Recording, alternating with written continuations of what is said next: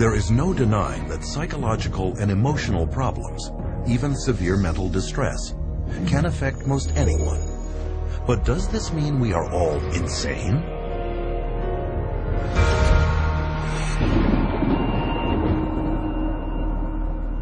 What causes psychological distress? Early psychiatrists thought it was an imbalance of the humors that could only be cured by bleeding patients with knives or leeches. Other psychiatrists believed mental problems came from organs like the tonsils, the stomach, and the spleen, and cut them out. Later were attempts to alter brain function, but these efforts also failed. Today, psychiatrists tell us that the way to fix unwanted behavior is by balancing brain chemistry with a pill. Did they get it right this time? They say you have a chemical imbalance of serotonin and dopamine, but there's never been a study to ever prove that, ever. It's just been indoctrinated into the culture and television advertising to the point where people now believe it is fact. Despite this lack of evidence, psychiatrists will tell you that psychotropic drugs are just like mainstream medical drugs. Can this be true? The answer is that unlike a drug such as insulin that corrects a measurable and proven imbalance in the body, psychotropic medications have no visible or measurable physical abnormality to correct. Here is evidence of a bacterial infection. Here is the psychiatric disorder, attention deficit hyperactivity disorder. Here is a broken arm. Here is major depressive disorder. This is a brain tumor. And this is bipolar disorder. Which raises the question, how can you medicate something that is not physically there? The answer is, you can't. And furthermore, because psychotropic drugs are specifically designed to get past the body's natural defenses and into the brain, they can upset the very delicate processes the brain needs to ensure the body runs smoothly. Every time you throw something into the system that's foreign to the system, you're creating imbalances elsewhere within the system. The body changes as a result of taking the medication, so when you stop taking the medication, the body's got to change back to the way it was before, if it can, because it can't always. And in doing so, it disrupts the whole system. This is what creates the sometimes serious side effects. Paxil was the drug that gave me insomnia.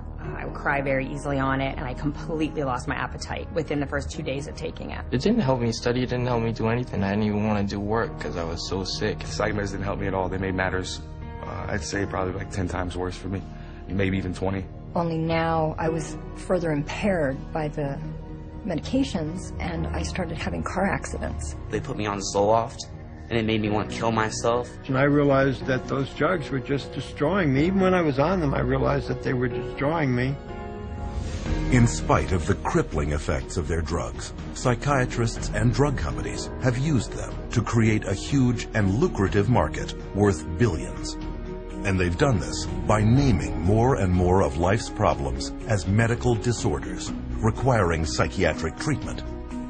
For example, shyness becomes social anxiety disorder. Loss of a loved one, major depressive disorder. Homesickness, separation anxiety. Suspicion, paranoid personality disorder. Having ups and downs, bipolar disorder.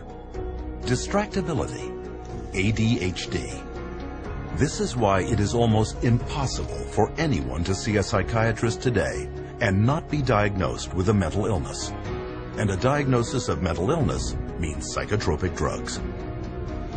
When a patient goes into a psychiatrist's office and asks for help, probably 98, 99, maybe even 99.9% of people are going to receive a medication. And these medications have been estimated to cause over 700,000 serious adverse reactions a year and 42,000 deaths. Meanwhile, the psychiatric industry rakes in $1/3 of $1 trillion a year. The issue isn't whether or not people's emotional problems are real. They are. What we really should be asking is, how did psychiatrists convince people that these problems were signs of mental illness? How did they use these illnesses to create a demand by doctors and the public for psychotropic drugs? And how did these drugs, with no known curative powers and a long list of side effects, become the standard treatment for every problem in life?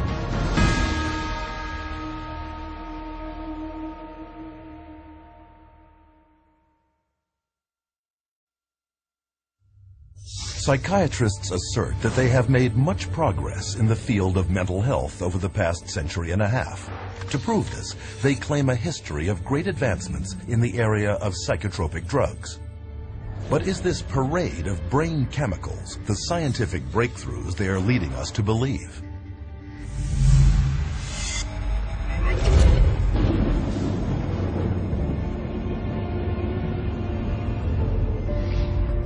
Modern institutional psychiatry has depended on psychotropic drugging since its earliest beginnings in insane asylums during the 19th century. During that period, psychiatrists functioned almost exclusively as attendants, promising to cure the seriously mentally ill.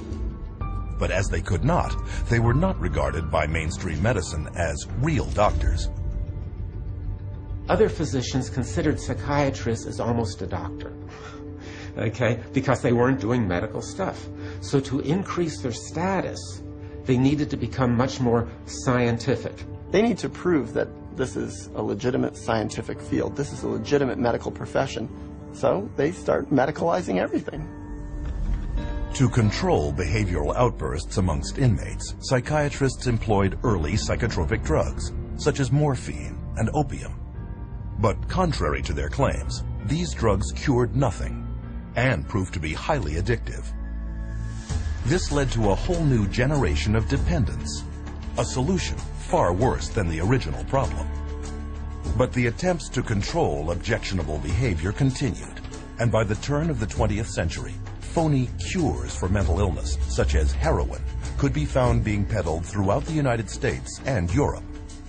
Even psychologist Sigmund Freud played a major role in the creation of the cocaine industry in the Western world, writing many glowing articles promoting its use for spiritual distress and behavioral difficulties.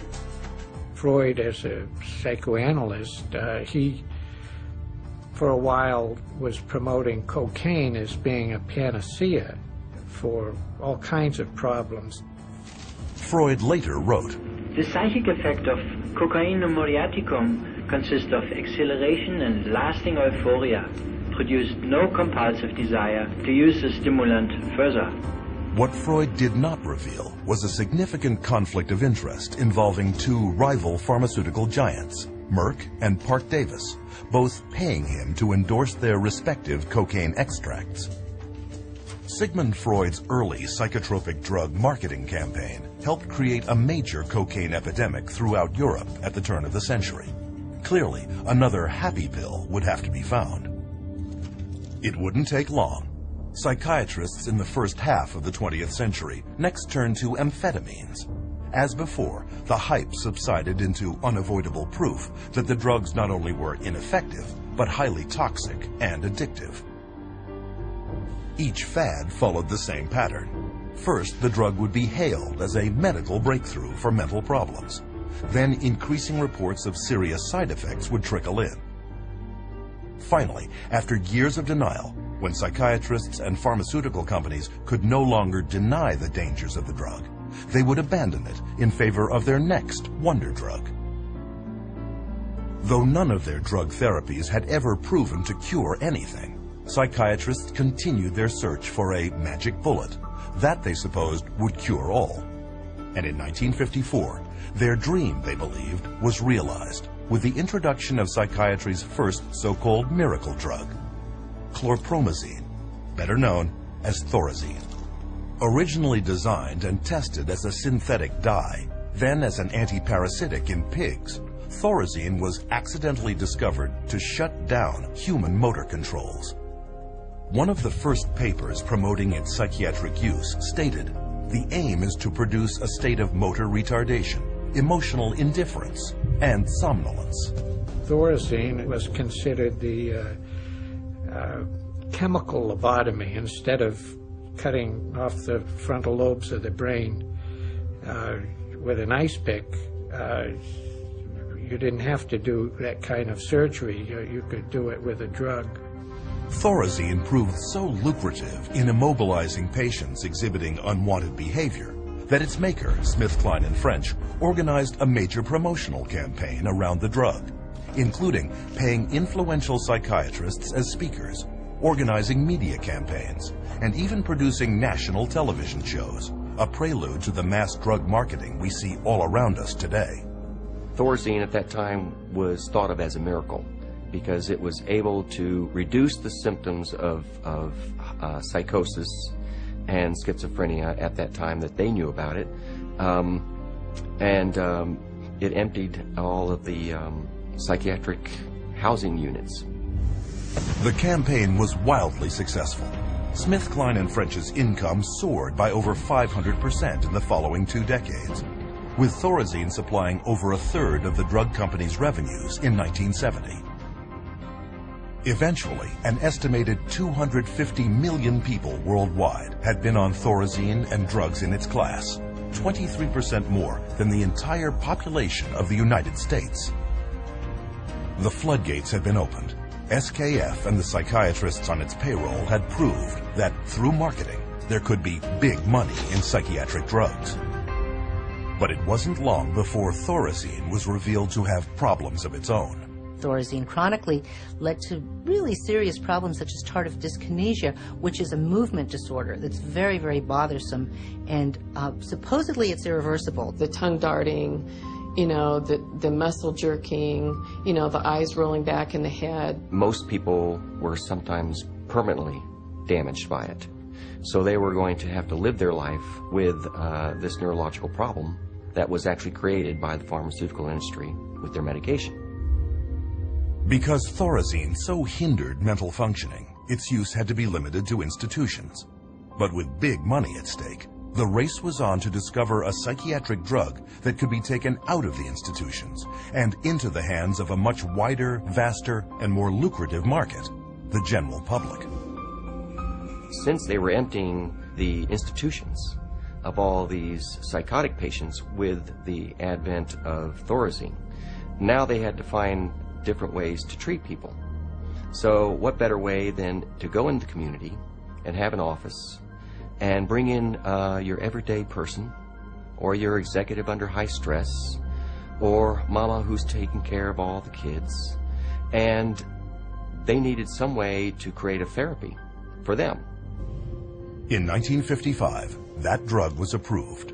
Its name was Miltown, the first of the so-called minor tranquilizers. But to sell their new class of psychiatric drugs to the public, psychiatrists and drug companies first had to reposition them as working on a disease process, rather than just as sedating or restraining agents for undesirable human behaviors, as Thorazine had been. To do this, they began a marketing blitz on their colleagues, placing print advertisements in professional publications, such as the American Journal of Psychiatry. Prominent psychiatrists were then hired to spread the word to the rest of the medical field. Few knew that Nathan Kline, one of the most influential psychiatrists of his time, was being paid by the drug industry when he proclaimed that tranquilizers such as Miltown were equal in importance to the introduction of atomic energy, if not more so. Free samples were shipped to psychiatrists and physicians to get patients started on the drug. A year later, the marketing rollout hit the public, and Miltown soon became the first blockbuster psychiatric drug, not just for those incarcerated in an insane asylum, but for the mainstream public. Miltown was marketed to pregnant women, stay-at-home moms, and busy white-collar office workers, who called it executive Excedrin. So it opened up a door for community-based mental health, whereby the psychiatrist could then have a role. So they became very closely associated with the pharmaceutical industry, and they were demanding as well to come up with better things for mom and pop and the executive and the superstar Hollywood actress or actor, and soon, you know, it became a fashion to take some of these medications. By the 1960s, 36 million prescriptions for Milltown had been filled in the United States alone, accounting for $200 million in sales, an amount unheard of at that time for any psychiatric drug. Milltown's success led to the introduction of many more psychiatric drugs aimed at the general public throughout the 1950s and 60s. One such drug was Valium. Launched to the delirious acclaim of psychiatrists and the press, Valium was so widely prescribed to stressed-out housewives that it even acquired a nickname, Mother's Little Helper. Lost amidst this hoopla was strong and well-documented early evidence that tranquilizers also came with serious, life-changing side effects. Milltown, for example, was soon labeled by the 1962 President's Advisory Commission on Narcotic and Drug Abuse as more dangerous and addictive even than cocaine or methamphetamine, and fell quickly out of use. But the psychiatric community ignored these warnings. Pandora's box had been opened, and with their new pills, they were no longer caretakers of the insane. They were real doctors administering drugs to patients. And their backward logic was, if the drugs did indeed shut down mental symptoms, weren't they therefore addressing some physical disease in the brain? Within years, this reasoning enabled psychiatry to undergo a profound change. Psychiatrists were no longer caretakers, they were doctors. Mental complaints were no longer psychological, they were symptoms of disease. And to treat them, psychiatrists wrote them prescriptions. It's all about money. The use of writing prescriptions and having an income from people coming in and getting their prescriptions and this, that, and the other is what revived the psychiatric community. It was the thing that put them back where they were earning money again. Business was going so well that a group of prominent psychiatrists met in Puerto Rico in 1967 to lay out the expansion of psychotropic drug use for the year 2000. According to organizing psychiatrist Dr. Wayne O. Evans, psychomedication is now an accepted way of life, and the search for the just right pill has become the goal for many people. By the early 1980s, Valium had become the most widely prescribed drug of any kind in the Western world. In 1978 alone, nearly 2.3 billion tablets sold, enough to medicate 1/2 of the world population. The business of psychotropic drugging had gotten so out of hand that at a 1979 hearing on the use and abuse of benzodiazepines, one United States senator commented that the whole pitch appears to be to sell, market, sell, and market. But bigger things were yet to come. The next drug that became a rage was Prozac. And of course, Prozac was not for anxiety, but for depression. And all of a sudden, the diagnosis of depression starts multiply. The number of people who are diagnosed as being depressed starts multiplying substantially. Prozac was released amid great fanfare, with tales of miraculous recoveries, sick minds made well, and ruined lives restored. And all with almost no side effects or addiction, or so its manufacturer claimed. Many new antidepressants quickly followed, also pitching instant psychological relief with little downside. And with this, mainstream psychiatry abandoned psychotherapy for pharmacology forever.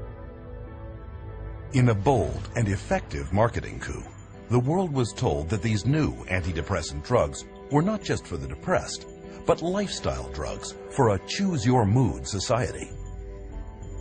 But almost immediately, evidence emerged that claims of universal safety and effectiveness were far from the truth. The adverse side effects of this class of drugs includes things like sexual dysfunction, agitation, facial involuntary movements of the face. Some of the psychiatrists in their books describe the tongue darting in and out of the mouth as an adverse side effect of SSRI drugs.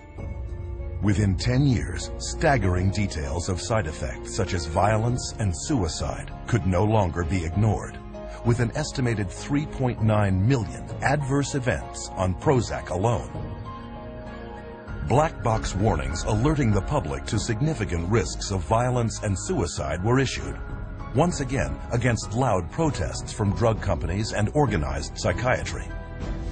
But when the patents of antidepressants expired, just as predictably, psychiatrists and drug makers finally admitted the truth. But now they claimed here was a new scientific breakthrough that would change everything. A new class of drugs called the atypical antipsychotic, newly approved to treat both schizophrenia and a then obscure mental disorder dubbed bipolar disorder. Suddenly, the diagnosis of bipolar disorder became the rage, with diagnosis rates soaring by thousands of percentage points in a matter of years. What is clear is that the patents run out, and the drug companies are always looking to maximize their profits, so they research new drugs, and they can keep them patented for about 17 years and charge monopoly prices. And then when the patent wears off, often the next one comes along. Soon, however, atypical antipsychotics, like all their predecessors, were revealed as having crippling and even deadly side effects, such as obesity, diabetes, and even heart problems, along with questionable efficacy and almost certain dependency. Pharmaceutical companies are trying to get away from the old style Thorazines and into the new antipsychotics, and we know that they're no better. So today's new and improved antipsychotic is no better than the old Thorazine, which was the miracle drug for psychiatry. Today, the same cycle continues, with breathless news coverage of new chemical treatments promoted as breakthroughs. Even hallucinogens such as LSD and ecstasy are now being tested for future psychiatric prescription. Psychiatry has a wonderful history of coming up with one label after another, all to cover up their own inadequacies and their own inability to get a product, which means to cure somebody or to truly honestly help somebody. So their solution is always, let's come up with another syndrome that person has. It's one alphabet soup label after another. And just when the public starts catching on to that the experts may be telling us a story, we move on to the next realm of drugs. Psychiatry has become basically pharmaceutical management in America. That's what psychiatrists do. If you went to a surgeon, you would expect to get cut. If you go to a psychiatrist, you expect to get medicated. That's what psychiatrists do. A century and a half later, two questions remain. Where is the science that backs psychiatry up? And how long will the public continue to be fooled by false hopes, hype, and outright lies?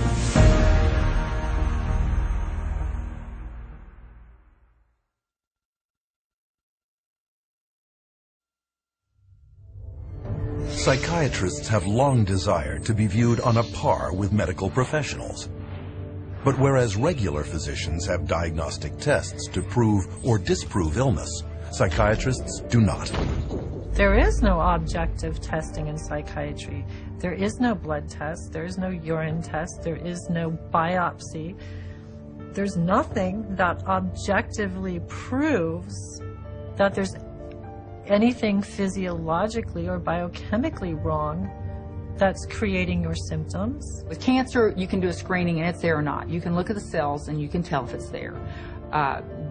Different diseases, you can look at it and you can see it under a microscope, or you can see it in an MRI, or you can see it in a CAT scan. With mental health, you can't see it. You can't be diagnosed in a medical procedure. It's all subjective. So the question becomes, without any scientific lab tests showing the presence or absence of mental problems, how does psychiatry's diagnostic system work? And how did it become so prevalent?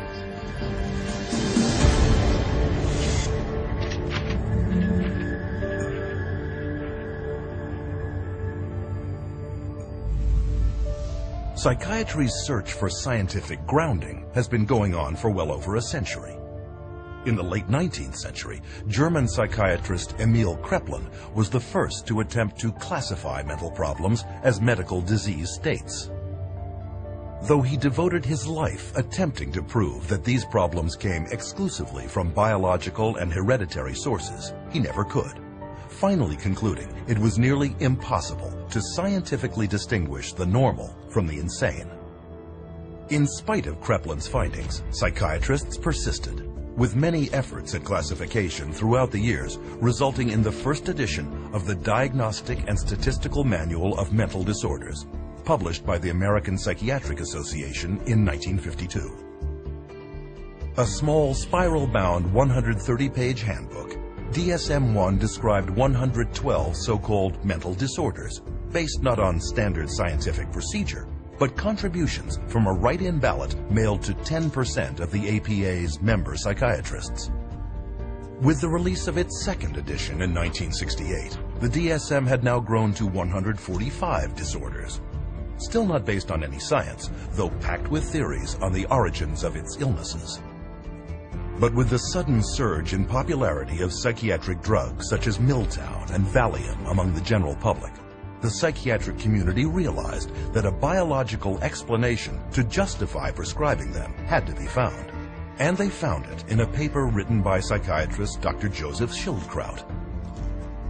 Though he had no means of discovering what normal brain chemistry should consist of, Schildkraut theorized that mental problems might be caused by a biochemical imbalance of neurotransmitters in the brain. It's a great line, the chemical imbalance.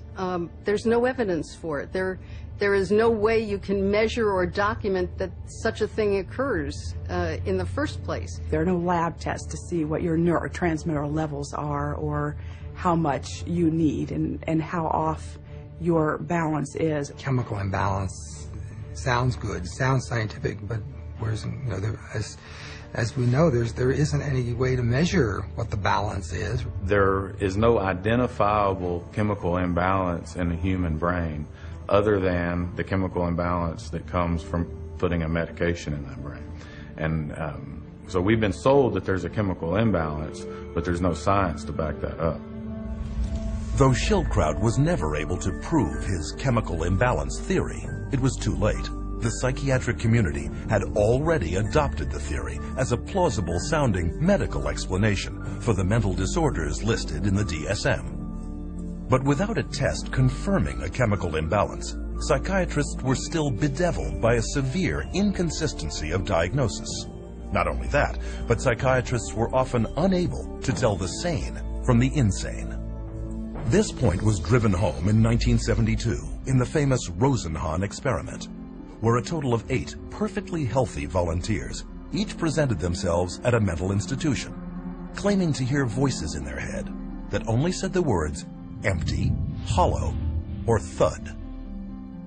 No other psychiatric symptoms were stated.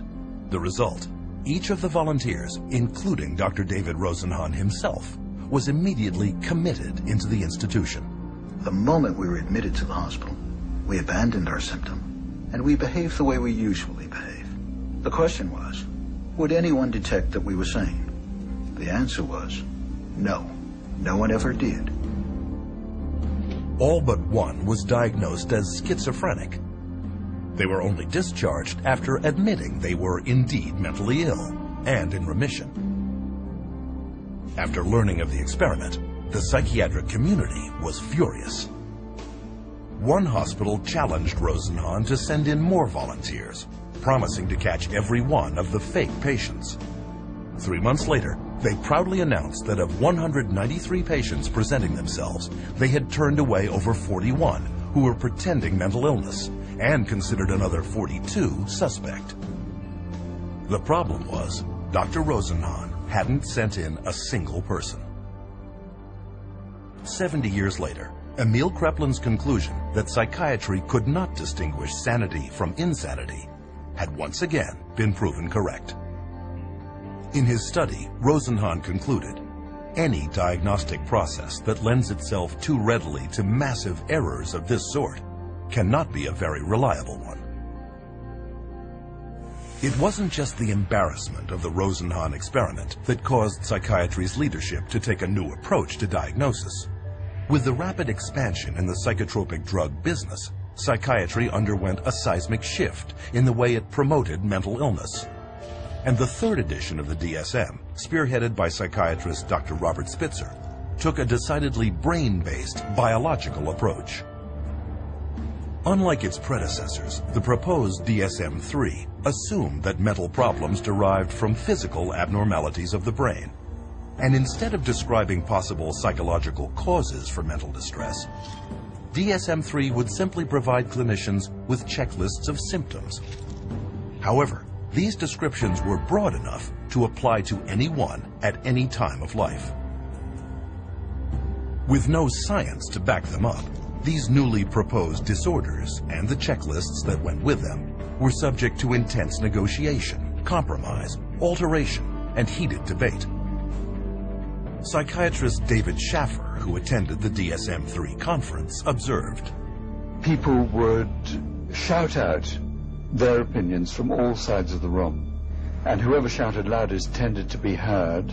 My own impression, is coming straight from England, was it was more like a tobacco auction than a sort of conference."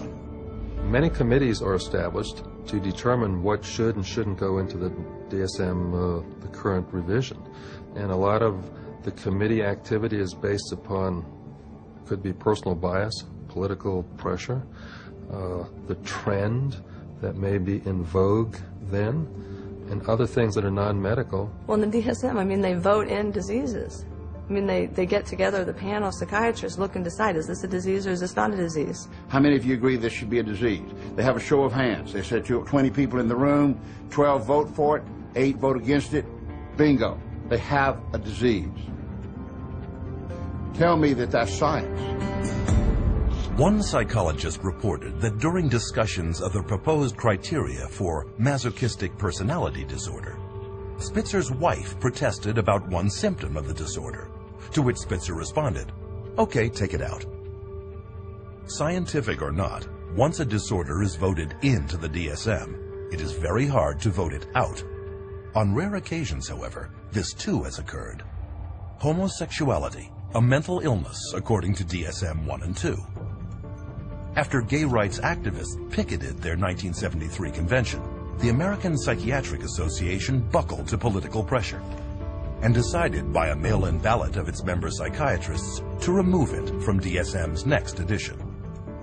What happened? It wasn't like, there's some objective evidence that at one point it was a disease and we cured the disease and now it's a lifestyle choice. No, it was cultural. We became more liberal in this country and decided, okay, it's fine. Whereas, 50, 100 years ago, it wasn't fine, it was a problem. That's not medicine. That's something else. And the psychiatrists who wrote the DSM-3 knew it, as Robert Spitzer would admit to the BBC many years later.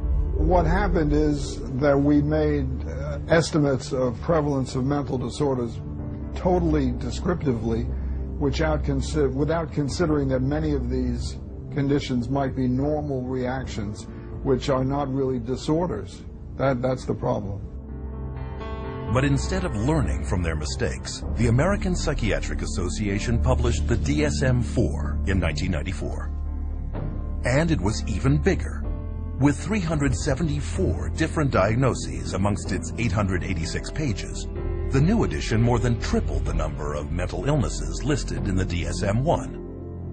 This rapid expansion in the number of psychiatric diagnoses may not help the patient, but it benefits many others. Once a diagnosis has been created, it enters the professional curricula. Specialists emerge to treat it. Conferences are organized around it. Research and publications cover it. Psychiatrists formulate their patients' symptoms to correspond to it, and drugs are prescribed for it. The DSM, in short, was no longer a manual, but a full-fledged industry. The DSM, although it is our Bible, it becomes the Bible and it becomes tantamount to, the tablet coming down from Mount Sinai, not just for psychiatry and psychology, but for insurance companies, for the legal profession. It comes into play as far as sentencing. It comes into play as far as custody decisions. So non-scientific information is used to make some radical, life-altering or life-ending decisions. The danger of all these psychiatric diseases is that anyone walking the earth today could be labeled as having a mental illness. Using the DSM, psychiatrists at Harvard University have declared that half of everyone on Earth will be mentally ill in their lifetime. One prominent Harvard psychiatrist, Dr. John Rady, goes a step further, arguing no one is truly normal. Though the American Psychiatric Association has quietly acknowledged the lack of evidence for Joseph Schildkraut's chemical imbalance theory, the claim is still flogged in the media and passed on to patients every day. And although you are not likely to hear it in the general media, psychiatrists readily admit that the disorders listed in the DSM have no proven pathology and therefore cannot be called medical diseases. If you were to be confronted with someone saying that the DSM is not backed up by science, what do you have to say about that?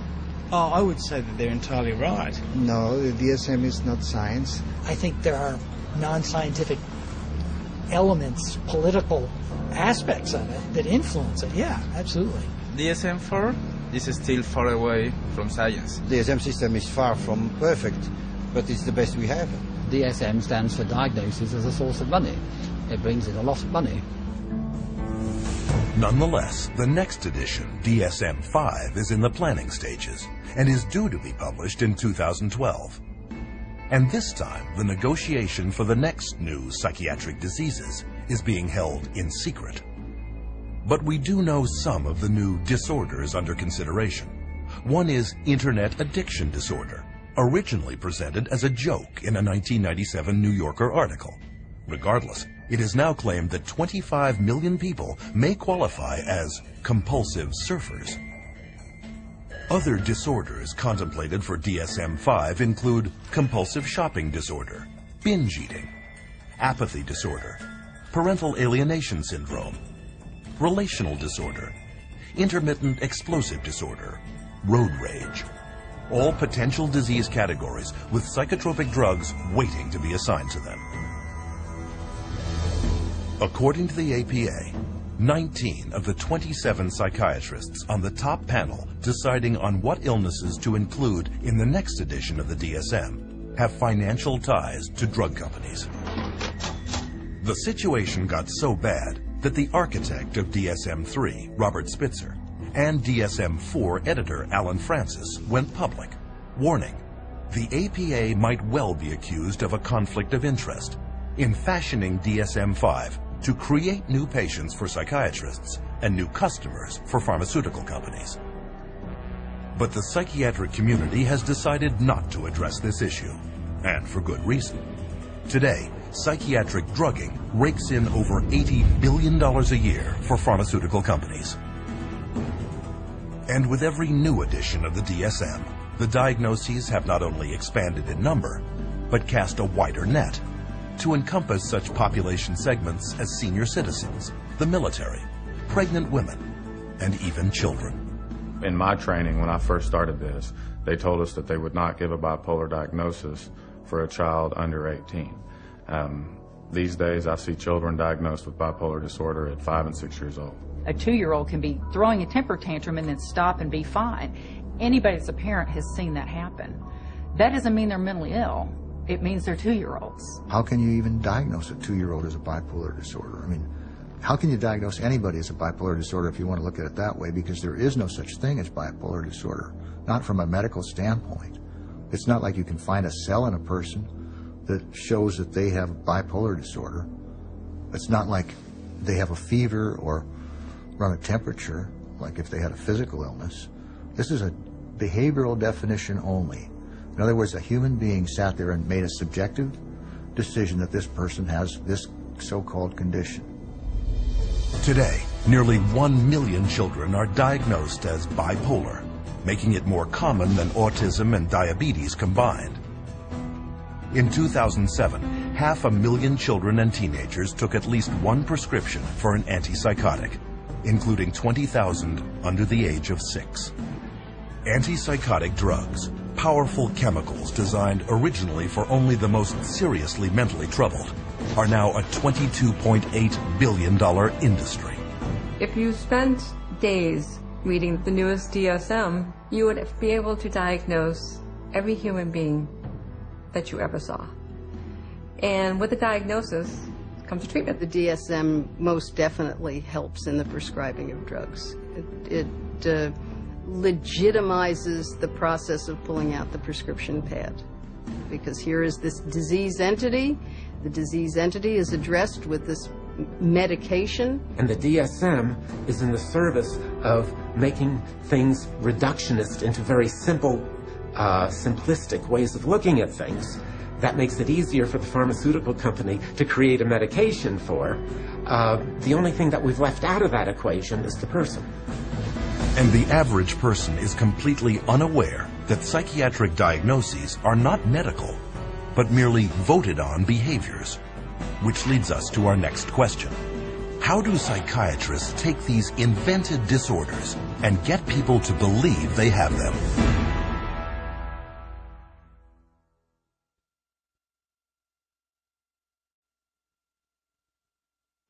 According to psychiatrists at the World Health Organization, 450 million people worldwide have a mental disorder. 3 times the metropolitan populations of Tokyo, New York, Los Angeles, London, Paris, Mexico City, Mumbai, Milano, Madrid, Toronto, Washington, Athens, Melbourne, Hong Kong, Singapore, Rome, and Berlin combined. Are there really this many mentally ill? Or is this just a case of good marketing?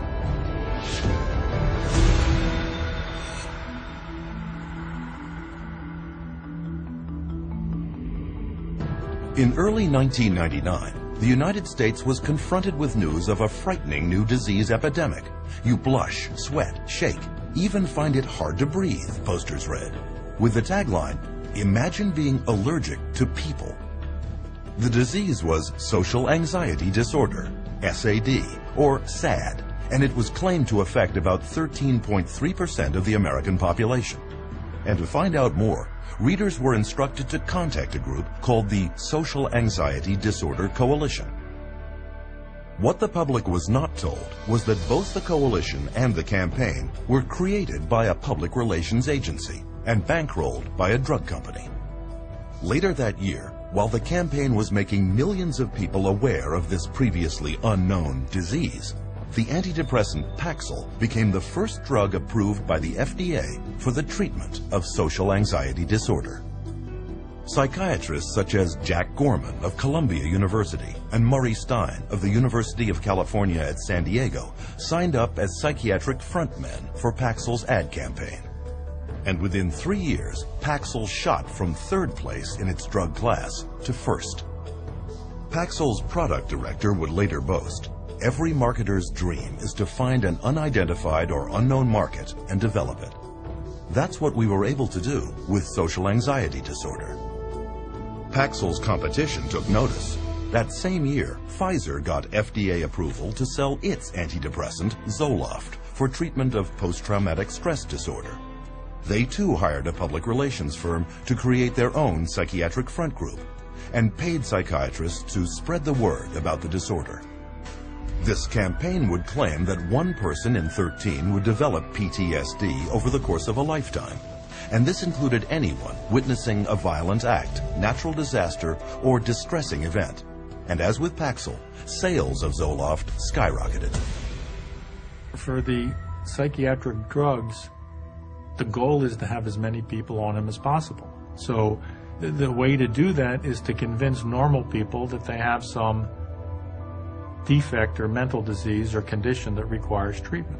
So I mean that's the way they do it. They hire these big marketing companies that come up with these campaigns. We're going to tell you about your disease so that you can lead a happier, healthier life. Oh, and by the way, we have a drug too that helps to treat this disease. This practice of selling sickness is known as disease mongering, a term defined by the late journalist Lynn Payer as trying to convince essentially well people that they are sick, or slightly sick people that they are very ill. On Madison Avenue, disease mongering is accomplished through a strategy known as condition branding, where mental illness is pitched just like cars, beer, or laundry detergent.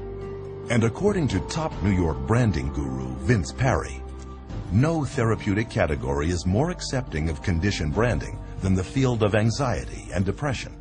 where illness is rarely based on measurable physical symptoms and therefore open to conceptual definition. Parry then suggests to executives 3 principal strategies for what he called fostering the creation of psychiatric illness. The first is elevating the importance of a condition, or leading the public to believe that a minor or temporary mental problem is much worse and far more widespread than it really is. Prior to the introduction of SSRI antidepressants, depression was considered, even by psychiatrists, to affect only 100 people per million. Since then, estimates have been raised to as many as 100,000 cases per million, a 1,000-fold increase. The result is about 10% of Americans, some 27 million people, currently on antidepressants, twice as many as in 1996. Very good marketing, that all, expressions of human emotion, deep sadness and fear and anger and whatever else they happen to be, are now classified as, a major problem, a psychiatric problem, a psychological problem that needs to be dealt with drugs. Another psychiatric illness, bipolar disorder, was also considered rare, affecting only 1/10% when it was first introduced in the DSM-3. Today, there are claims that as many as 10% of the population, 100 times the original number, have the condition. Pediatric bipolar disorder was not even listed in the DSM when Harvard psychiatrist Dr. Joseph Biederman began publishing studies claiming that mood swings in children were not normal behaviors, but in reality, mental illnesses. Biederman's disease-mongering campaign worked. In the last decade alone, the rate of children labeled with bipolar has soared 4,000%. But what parents were not told was that 25 different drug companies had underwritten Dr. Biederman's work. The extent of their influence was not revealed until a 2008 Senate investigation exposed Dr. Biederman for failing to report more than $1.6 million in pharmaceutical income. But these revelations had no effect on psychiatry. Pediatric bipolar continues to be widely accepted in the psychiatric community. These labels are being applied to younger and younger children, which I think is really, a sad case. Not sure I agree with any of those labels to begin with, but let alone for them to be applied universally to young kids. This idea that childhood itself is a psychiatric disease is simply based off some completely unsubstantiated idea that got printed in the psychiatric manual, and there's no science behind it whatsoever. Disease-mongering strategy number 2, redefining an existing condition. This tactic takes an ordinary state of mind and recasts it as a psychiatric disease that now must be treated with drugs. Case in point, the winter blues, a common mental condition related to the lack of sunlight during winter months, but redefined by psychiatrists as seasonal affective disorder, a psychiatric disease requiring psychiatric treatment. As another example, consider the changing emotions during a woman's menstruation, made over by psychiatrists as premenstrual dysphoric disorder, a mental illness discovered not in a laboratory, but in the marketing department of drug maker Eli Lilly. When Prozac patent came up, they realized they needed to come up with some sort of new to keep the money rolling in, and they came up with a new disorder. They just made it out of thin air, the premenstrual dysphoric disorder, the PMDD, and then the new wonder drug, which was Serafem, which if you look at Serafem on the back of the label, it just says, this is Prozac. And they were able to keep that patent so that nobody else could make it, so that they could keep that money rolling in. Many of the drugs today are simply drugs repackaged. They're drugs that had a patent and now are generic, or now get called something else, or they decide now to use them for something else. Disease-mongering strategy number 3, creating a new condition for an unmet market need. Example, compulsive shopping disorder, publicized by psychiatrist Dr. Jack Gorman. In Gorman's public appearances, a recent study was cited that claimed that as many as 20 million Americans, 90% of them women, could have the problem. What he did not reveal was that the study was funded by Forest Laboratories, maker of the antidepressant Celexa, and that he was a paid consultant to at least 13 pharmaceutical firms, Forest included. Most consumers have never heard of the concept of marketing of disease for profit, but to those in the advertising and drug industries, it is well known. A 2005 Reuters Business Insight report, written for drug company executives, notes that the ability to create new disease markets is bringing untold billions in soaring drug sales, and that the coming years will bear greater witness to the corporate-sponsored creation of disease. If I can't get along with my husband, take a drug. If I'm feeling a little depressed, take a drug. If I can't study properly, take a drug. We've become a fast food, what I call a fast food, fast drug society. One might then ask, is anyone questioning this rampant increase in extremely questionable and scientifically unproven mental diagnoses? In April 2006, the British Medical Journal inadvertently found out when they published a groundbreaking study announcing a newly discovered psychiatric disease, motivational deficiency disorder, or MODED. Characterized by lethargy and an unwillingness to work, MODED was claimed to affect millions. But when media outlets around the world uncritically broadcast the news, the journal told the truth. The study was part of their April Fool's Day edition. But the joke made its point. Disease mongering works. Even people without any mental illness at all can be deemed at risk and recommended drug treatment. One study published in the Journal of the American Medical Association urged all stroke victims to take an antidepressant to prevent depression, whether they were depressed or not. It was later discovered that its authors had an undisclosed financial relationship with the maker of the antidepressant Lexapro. Preventive drugging is the wave of the future. As one expert noted, there is an apparently limitless amount of money to be made from marketing pharmaceutical remedies for diseases, and even more from remedies to reduce risk factors for disease. And of course, every time they come out with a new mental disorder, then they come out with a new drug to counteract it.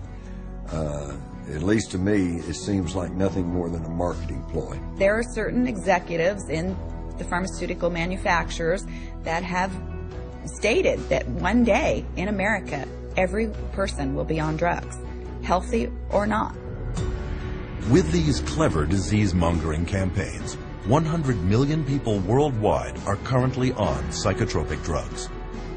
And as a result, the psychotropic drug industry is grossing over $150,000 every minute.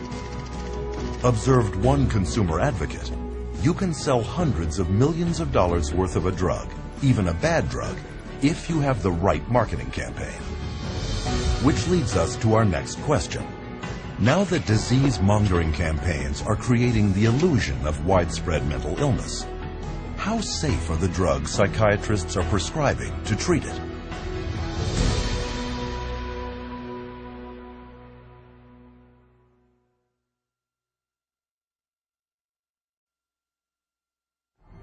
In modern psychiatry, psychotropic drugs have become the weapons of choice. But are they as safe as we've been led to believe?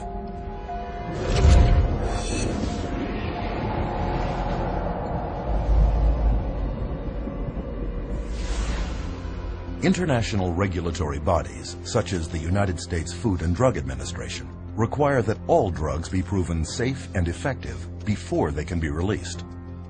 To accomplish this, pharmaceutical companies must conduct thorough and exacting clinical trials that prove the safety and efficacy of their drugs prior to marketing. At least, that's what's supposed to happen. But underneath the public relations veneer, claims of psychotropic drug safety by psychiatrists and drug companies are far from the truth. And there are many reasons why. To begin with, drug safety testing is predominantly done by drug companies, not by governmental agencies or independent laboratories, creating an obvious conflict of interest. They pay for it, they bring in the researchers, they have every opportunity to skew the research, to manipulate it, to produce exactly what they want it to produce. The first step in submitting an application for a psychotropic drug is to find a disorder in psychiatry's Diagnostic and Statistical Manual and attach it to the drug. Then clinical trials begin, first on animals, then on humans. If the drug makes it to human testing, clinical trials then follow 4 phases. In phase 1, it is tested on a very small number of volunteers, usually healthy young subjects, to determine if the drug is not overly toxic and what side effects it carries. And the studies that are done have young men or women that have very little body fat and are healthy in their 20s. They don't test these drugs on elderly people that have a huge amount of body fat or different proportion of body fat, and they hold the reaction of their drugs is totally different, but they don't ever consider that. In phase 2, psychiatric researchers determine if the drug creates the sought-after effects on the human body, and how large a dose can be given before drug toxicity sets in. As in phase 1, test subjects are mostly healthy young volunteers. So just the people that I already know are going to perform well on my drug are going to be entered in this trial. Well, how well do you think your drug's going to come out? Phase 3 testing compares the psychotropic drug against a placebo or sugar pill. Although phase 3 testing is larger and more extensive than phases 1 or 2, it normally involves only about 1,000 patients and lasts a mere 4 to 8 weeks, certainly not enough time to determine any long-term side effects. Today, clinical research is a profit-driven multinational industry where drug companies and psychiatric researchers are involved in every detail, from study design to data analysis to study publication. But in doing their trials, psychiatrists face a problem the rest of the medical field does not. They have no scientific lab tests to objectively measure improvement. On a clinical trial for, say, a drug for cancer or for high cholesterol, it's easy to see if something is working because you can look at the study result. The cholesterol level is dropped, or the cancer is shrunk, or the cancer cells are going away, or there are less of them. You can physically see the answer. With mental health issues, you don't have that luxury. It is this lack of science that permits psychiatric drug researchers many opportunities to skew results of drug trials in the pharmaceutical company's favor. One of the ones I think that is most important is the placebo washout. And what that is basically that they give people placebo pill, the sugar pill, and then anybody who says that they feel better, they get rid of them. And so in which case, they already skew the sample of people being included into the study. That's going to stack the cards against the placebo, and it's going to show an artificial greater effect for the drug. The data shows that the people that got placebo did better. And you know what the researchers said? Oh, that's the placebo effect. Well, we want to get those people out of the study. Another trick of the trade involves giving subjects the test drugs prior to the trial and then putting them in withdrawal. Then, after starting the trial, they are put back on the test drug and will either come out of withdrawal and score better, or, if on a placebo, will continue to feel worse. Psychiatrist Richard Borison, for example, took schizophrenics off Haldol to generate active psychosis, then put them back on Haldol during the trial. In spite of this, his study is still cited in psychiatric literature. Another way that they can manipulate the data is unweighted distributions. I have 3 studies that I look at. One study has 1,000 people in it, and another one has 10 people in it, and another one has 15 people in it. The 1,000-person study showed that the drug was no benefit at all. But the 2 other studies that only had 10 and 15 people in it showed the drugs were incredibly superior. So what do they say? They say 2 out of 3 studies showed greater benefit to the drug group. Perhaps the most common way of tilting the outcome of a clinical trial is simply not to count the individuals dropping out of the study because of the side effects. In fact, in clinical trials for the antipsychotic Zyprexa, 2/3 of the 2,500 participants had so many side effects they dropped out. Of the remaining 800, 22% reported serious adverse reactions to the drug. And during the Prozac approval trials, of the 11,000 patients tested, only 286, less than 3%, actually completed the short 4 to 6 week trials. In another common practice, adverse side effects are covered up by giving additional drugs that are not part of the study. And some researchers have been known to simply falsify the studies. Case in point, psychiatrist Farouk Abuzahab, former ethics committee chair of the Minnesota Psychiatry Society, whose patient he recruited into one of his clinical trials reported having extreme thoughts of suicide. In his research documents, however, he noted 0 adverse events. 2 days later, she jumped from a Minneapolis bridge to her death. A final way of skewing test data is to hide unwanted drug reactions under less frightening terms. This trick was used in the notorious Paxil Study 329, where such side effects as aggressive events, homicidal thoughts, and homicidal acts were categorized under the word hostility, while under the nebulous term emotional lability were filed suicidal thoughts and actions. In many cases, clinical trials are set up not to look for violence and suicide at all.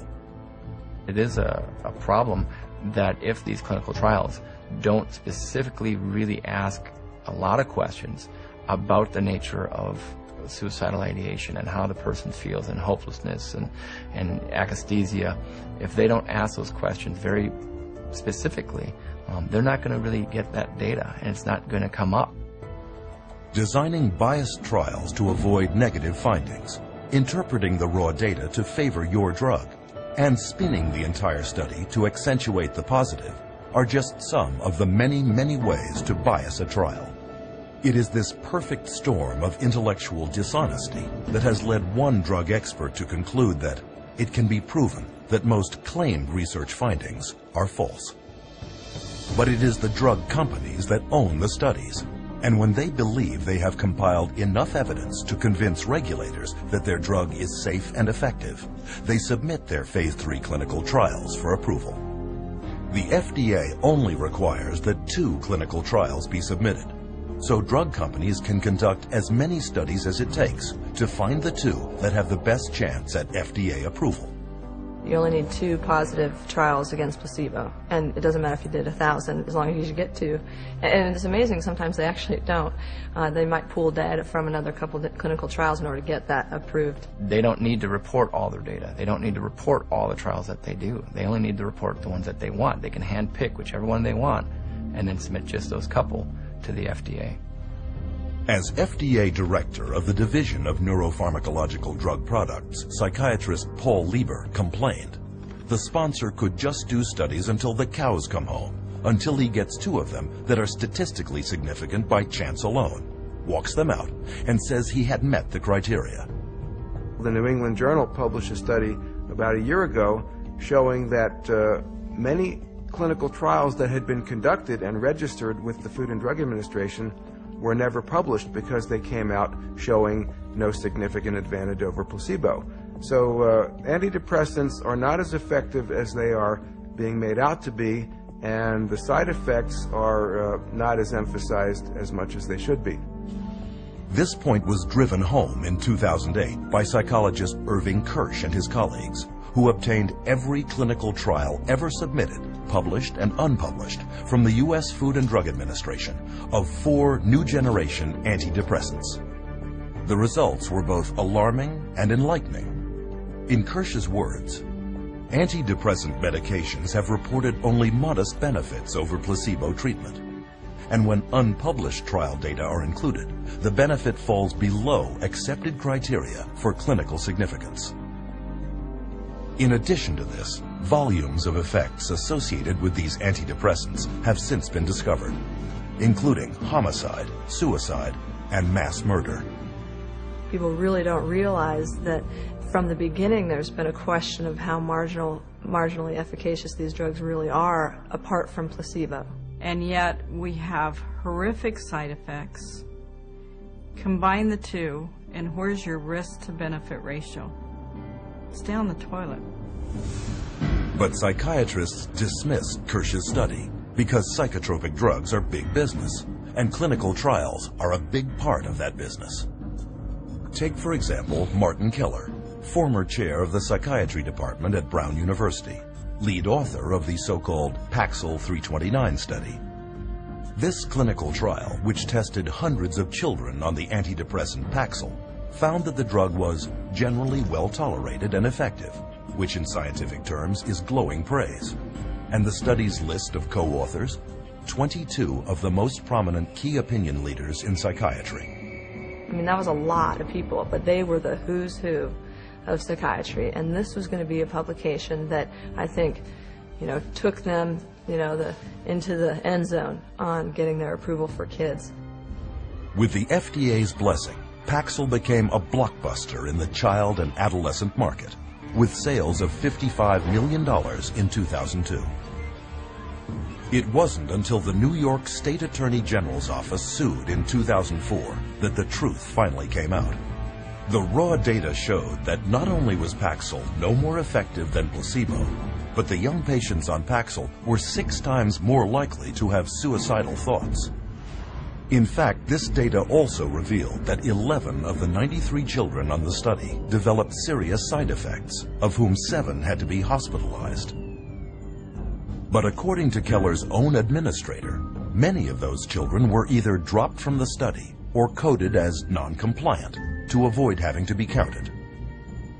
While admitting no guilt, the drug company settled out of court for $2.5 million, less money than Paxil was grossing every 7 hours.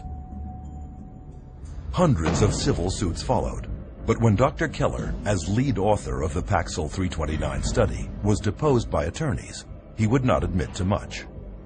I can't remember exactly what I said. I don't remember anything specific about any of these meetings. If my name wasn't on the top, I wouldn't remember ever having seen it. If I saw them, I don't remember. The answer is, I don't remember. I don't recall if I was. I don't recall asking him, which isn't to say that I didn't. I want to pick up on the question Mr. Coffin asked you about the 5-fold increase of the Paxil kids experiencing suicidality over the placebo kids. Do you recall those questions? I do. And you said that you weren't particularly aware of that except for with regard to a manuscript that was sent to you in confidence by GSK? Correct. That actually is not correct, though. I mean, this was an issue that had been presented to you by a number of different reporters that you personally responded to. Is that correct? I don't remember.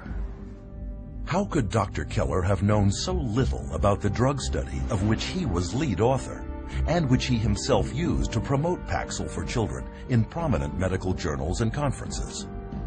The ultimate publication of Study 329 was ghostwritten by an agency hired by GlaxoSmithKline, and eventually they, after the manuscript was written, they put Martin Keller's name on it as an author.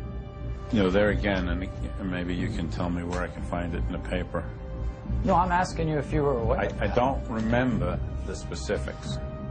And then we finally showed him a document from GlaxoSmithKline where GlaxoSmithKline says that the study was entirely flawed. It was a complete failed study, and it certainly didn't show that Paxil was remarkably efficacious for treating children and adolescents in depression. Can you read that into the record, please?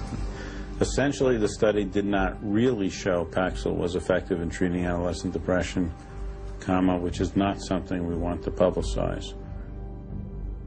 We asked him, with that information now, how can you tell us that it would be okay and safe to give a kid Paxil? And he couldn't answer the question. He sat back, he put his head in his hands, and for, the longest 2 minutes sat there silent. During the last 2 years of his Paxil study, Keller personally pocketed $1 million in drug company money, none of which he disclosed in his published research. When people look at the field of psychiatry and they hear all these reports in the New York Times and Boston Globe, and they see this psychiatrist or this psychologist, took money and didn't disclose it, they wonder, well, is this causing a biases, in the field? I think that's a legitimate concern of the public because of the fact that it is true. With this level of corruption pervading the testing of psychotropic drugs, one is left with the question, where are those who are entrusted with our protection?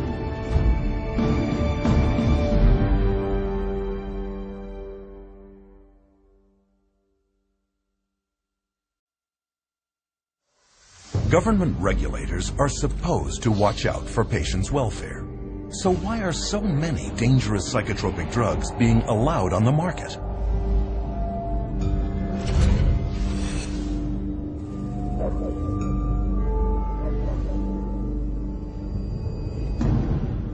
At one point, the U.S. Food and Drug Administration was considered the gold standard in drug safety. But this is no longer the case with psychotropic drugs, where psychiatrists and drug companies have virtually taken over the approval process. FDA drug advisory panels that recommend the approval of psychotropic drugs have long been filled with psychiatrists with financial ties to drug companies. One study showed that 92% of FDA advisory meetings in the last decade included at least one member with conflicts of interest. In response to the accusation of conflict of interest, the FDA says that they have tried to find mental health experts without drug industry connections, but can't locate any. To solve this, they issue waivers, where a psychiatrist is allowed to sit on a psychotropic drug advisory panel, despite having a financial conflict of interest of up to $50,000 a year with drug companies. The advisory panels that review drugs, most of these people are direct recipients of money from usually the drug under study, the company that's submitting the drug, and they waive the conflicts most of the time. So it's pretty pervasive, and it's quite insidious. Full waivers have been granted to the following participants: Dr. Andrew Leon for his role as a member of a data safety monitoring board for an affected firm. He receives between $10,001 and $50,000 per year. Dr. Bruce Pollock has been granted a limited waiver for his activities on an advisory board and speakers bureau for an affected firm in which he receives less than $10,001 per year. Ms. Jean Bronstein for her ownership of stock in a bond in an affected firm in which the value falls between $50,001 and $100,000. You could be paid massive amounts of money by the drug companies, in this sense, and then turn your head here and say, okay, now I'm going to review the drug. And that huge conflict of interest was not to be discussed. In fact, they didn't want people putting it out there. That was the policy. So they still allow it. They still allow that conflict to continue. But now it's meant to, I guess they're supposed to acknowledge if there's a conflict of interest. But acknowledging the conflict and getting rid of the conflict are two different things. The revolving door between government, academia, and the drug industry is one of psychiatry's worst-kept secrets. There's a revolving door, FDA and drug, FDA and drug. So we have a system where those institutions that people trust, want to trust, would like to trust, are truly untrustworthy. Case in point, Daniel Troy, a former drug company lobbyist who was then hired as general counsel for the FDA, where he filed legal briefs in favor of drug companies and against drug victims. He was the drug lobbyist lawyer, and then he became the general counsel of the FDA. I mean, they talk about having the wolf watch the chickens. After leaving the FDA, Daniel Troy went back to the drug industry, where he is now Senior Vice President and General Counsel for pharmaceutical giant GlaxoSmithKline. This is the atmosphere under which psychiatrists at the FDA give drug makers approval to sell psychotropic drugs. But the clinical trials are not supposed to end here. There is one final stage of testing to go, Phase 4. Phase 4 requires that drug companies track the adverse side effects that will undoubtedly occur in the general public, well beyond the very small samples of Phase 3. The sheer number of side effects that will now emerge has prompted one advocacy group to warn that most drug safety problems will not show up until the drug has been on the market for at least 7 years. The meds are not tested long-term before they get approval from the FDA. The studies tend to be a matter of weeks or a few months, but nothing looking at over the years. And the data that's coming in now from Europe and also in the United States is that the side effects are deadly. Instead of serving a safety function as post-marketing surveillance, Phase 4 clinical trials are now being recast as post-marketing research and repurposed into a means of testing psychotropic drugs for additional psychiatric disorders. Take Zoloft, FDA approved in 1991 to treat major depression. Since then, it has also been okayed to treat obsessive-compulsive disorder, post-traumatic stress disorder, premenstrual dysphoric disorder, panic disorder, and social anxiety disorder. In 2005, the last full year before it lost its patent, Zoloft grossed $3.3 billion. And, as with other psychotropic drugs, much of that is pure profit. 100 Xanax pills, for example, only cost 2.5 cents to manufacture, but retail on average for $136.79, a profit of well over 500,000%. It is for this reason that drug companies enjoy profit margins of about 16%, triple the norm of most businesses. In 2006, drug company CEOs of the 10 leading drug companies were paid an average of $18 million a year, almost 400 times the median household income of the average American family. Investors also love pharmaceutical companies producing psychotropic drugs, since psychiatrists never prescribe them to cure mental problems, but to manage them, often for a lifetime. And lifetime customers have a huge impact on the bottom line. As one stock analyst famously commented, the first disaster is if you kill people. The second disaster is if you cure them. Pharmaceutical company stock has been one of Wall Street's most consistent winners and is widely considered one of the most profitable investments one could make. In 2002, the total profits of the top 10 drug companies in the Fortune 500 exceeded the combined profits of the other 490 businesses. And a downturn in pharmaceutical stock prices would constitute major losses for investors throughout the world, and investments must be protected. With so much money at stake, is it any wonder that stockholders are never told the truth about the drugs they are investing in? They are unaware that FDA approval does not guarantee drug safety, and that the clinical trials justifying that approval are frequently based on falsities and deceptions. But once the drug is approved, the next challenge is, how do you convince prescribing physicians that these drugs are truly safe, effective, and carrying few side effects when the drug company's own trials prove that this is not the case?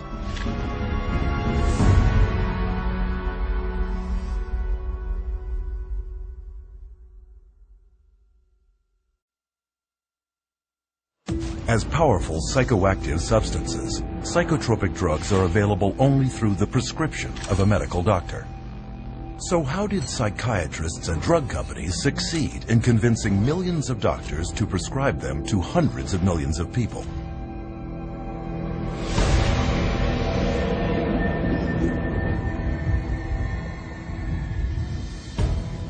Drug companies are anxious to get their products onto the market as soon as possible. This is, after all, a business, and every day can be worth millions. To assure the public and mainstream physicians that their little-tested psychotropics are safe, drug companies spare no expense in getting psychiatrists to stand behind them, and psychiatrists are happy to take the money. It's really quite an interesting marriage that the drug companies have with the medical profession, and psychiatry primarily is a strong arm of that. This relationship is born in medical school. You go to medical school and you learn that drugs are the answer. And then you go into residency and you're told about this whole armamentarium of psychotropic drugs, and if somebody's bipolar, you use this whole group of drugs. If someone's depressed, you use these drugs, and so on. And that is the Bible. And when you're a believer, as psychiatrists are, in the Bible of psychiatry, or in that box called psychiatry, you're not likely to stray unless you begin to think for yourself. And once out of medical school, many of these true believing psychiatrists are recruited by drug companies and groomed to be spokesmen. They know then who are the psychiatrists who are most easily influenced, and they can then invest in those doctors, take those doctors to whatever fancy resort to be educated about the latest, newest med, and those people then become the experts. They go and give the talks at the medical dinners, at the fancy restaurants, or at the drug-sponsored symposia at the American Psychiatric Association. They become the teachers in the residency training programs.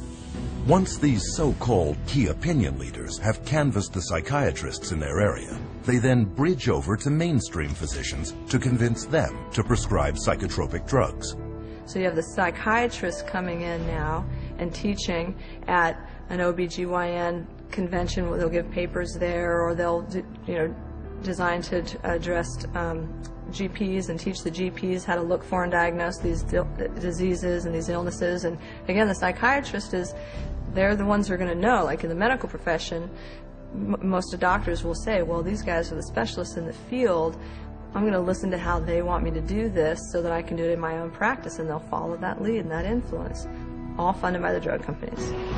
Indoctrinating physicians begins at medical conferences like these, where government-mandated continuing medical education, or CME, courses are taught.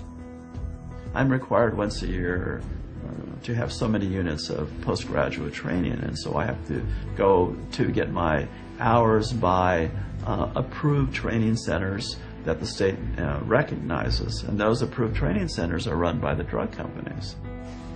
But far from being educational, these conferences are frequently produced by professional medical education firms hired by drug companies. And their psychotropic drug seminars are commonly conducted by drug company-paid psychiatrists, who can be paid up to $2,500 for a single lecture. Most of the continual medical education conferences and courses are sponsored by pharmaceutical companies, and so I can guarantee you they're not going to have doctors talking about the risks of using their medications. The purpose of these conferences is clear. As one of the medical education company's marketing materials reads, "Whatever combination of audiences you need to motivate in order to exert maximum leverage on the marketplace, we can help you identify them, reach them, and influence their behavior." As a marketing strategy, CME works. In one study, prescription rates of doctors following medical education conferences went up 87% for one drug and 272% for another. Not surprisingly, the pharmaceutical industry now spends up to $1 billion for 371,000 such events every year. And as long as they're making money, they're going to do everything they can to subsidize medical education, medical journals, postgraduate medical education, including the educating of psychiatrists, to use as many drugs as possible. And the psychiatrists paid to give these talks make out very well. Case in point, Dr. Charles Nemiroff of Emory University. With deep financial ties to nearly 24 different drug companies, Dr. Nemiroff received $2.8 million in pharmaceutical money from 2000 to 2007. When it was revealed that he had violated federal law by failing to report $1.2 million of this money to his university, he stepped down as chairman of Emory's psychiatry department. But Dr. Nemiroff did not stop at speeches and personal appearances. He was also exposed for having financial ties to a company whose medical device he reviewed favorably in a psychiatric journal he himself edited. On another occasion, he hired 14 Emory University colleagues to write articles for a special supplement of the medical journal celebrating the 5th anniversary of the introduction of the antidepressant Effexor. Nemiroff's journal is one example of a very large problem. In one notable case, the New England Journal of Medicine printed an article whose authors had so many financial ties to drug companies that because of space limitations, the journal was forced to list them on its website. Printed out, these financial conflicts covered 3 single-spaced typewritten pages. But it goes further.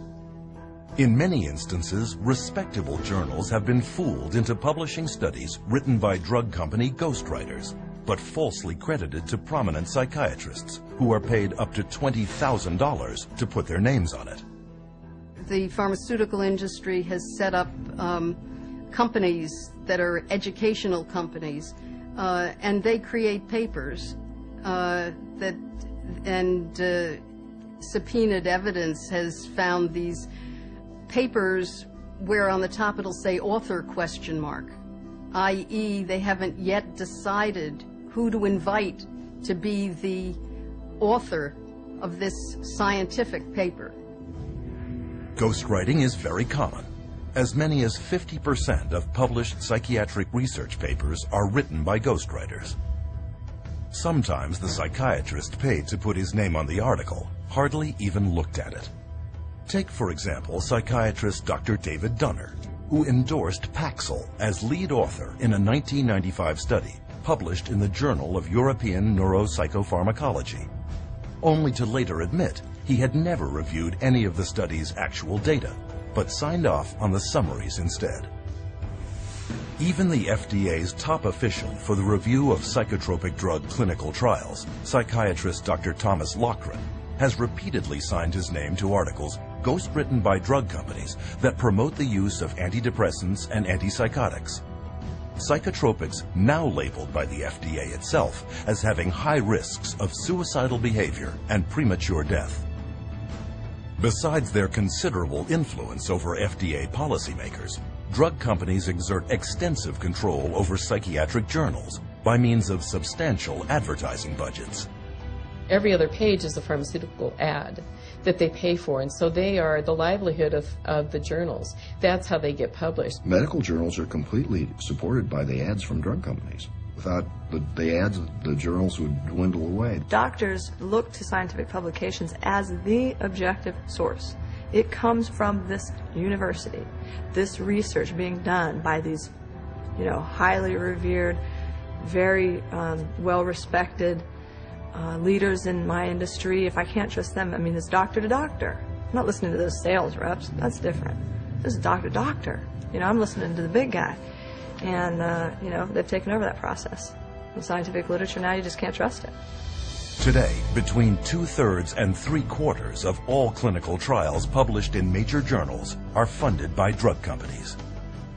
And to influence prescribers even more effectively, drug companies will give as much as $1 million to journals for reprints of favorable trials they can later use as objective-looking marketing tools. But the pharmaceutical funding of psychiatry goes beyond even this. Until years of pressure finally forced a recent promise to change, the APA's national conference was largely underwritten by drug companies, as were its government lobbying efforts. But old habits die hard. At a recent APA convention, the drug companies were there, handing out food and giving psychiatrists promotional lectures called product theaters.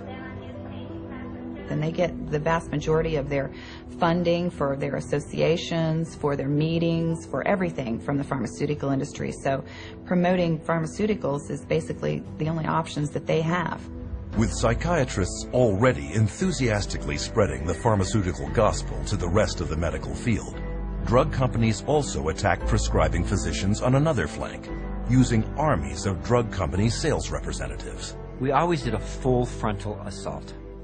So we always came in, our product's the best. Our product's the best, our product's the best. Are you going to write it? Are you going to write it? You're going to write scripts?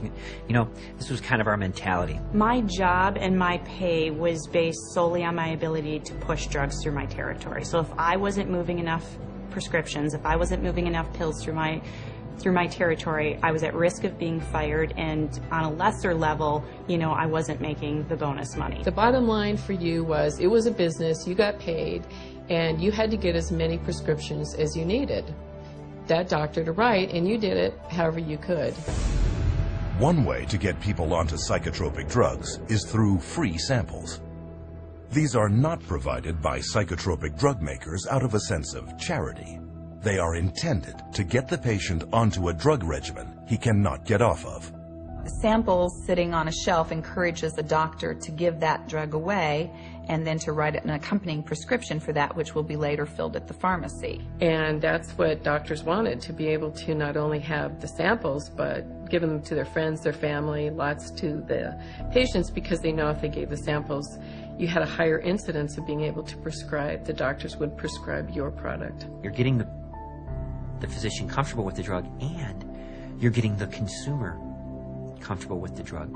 So let's say when the trial's over and the free drug's gone for the trial, what's the doctor going to do? Is he going to write a prescription of another product? Not if the patient's doing fine. You never want to rock the boat. the industry and the companies fully understand that if you can get those drug samples into a doctor's hand, you're going to be able to get prescriptions out of that doctor. They're actually a very effective marketing tool, and there's quite a large percentage of the marketing budget that goes into the distribution of samples. In 2003, pharmaceutical sales reps handed out $16.4 million worth of free samples. And to sell them even more easily, sales reps have another hidden weapon: prescribing information bought from pharmacies by prescription tracking companies. You'd get a list with like Dr. XYZ, Prozac, Zoloft, Paxil, Celexa, and it would tell you how many scripts, give or take, let's say 10, per month or per week, that physician was writing of those products. So we knew everything about our doctors, which ones were the most valuable, which ones to spend the most time on, and what we needed to do, and where their weak spots were.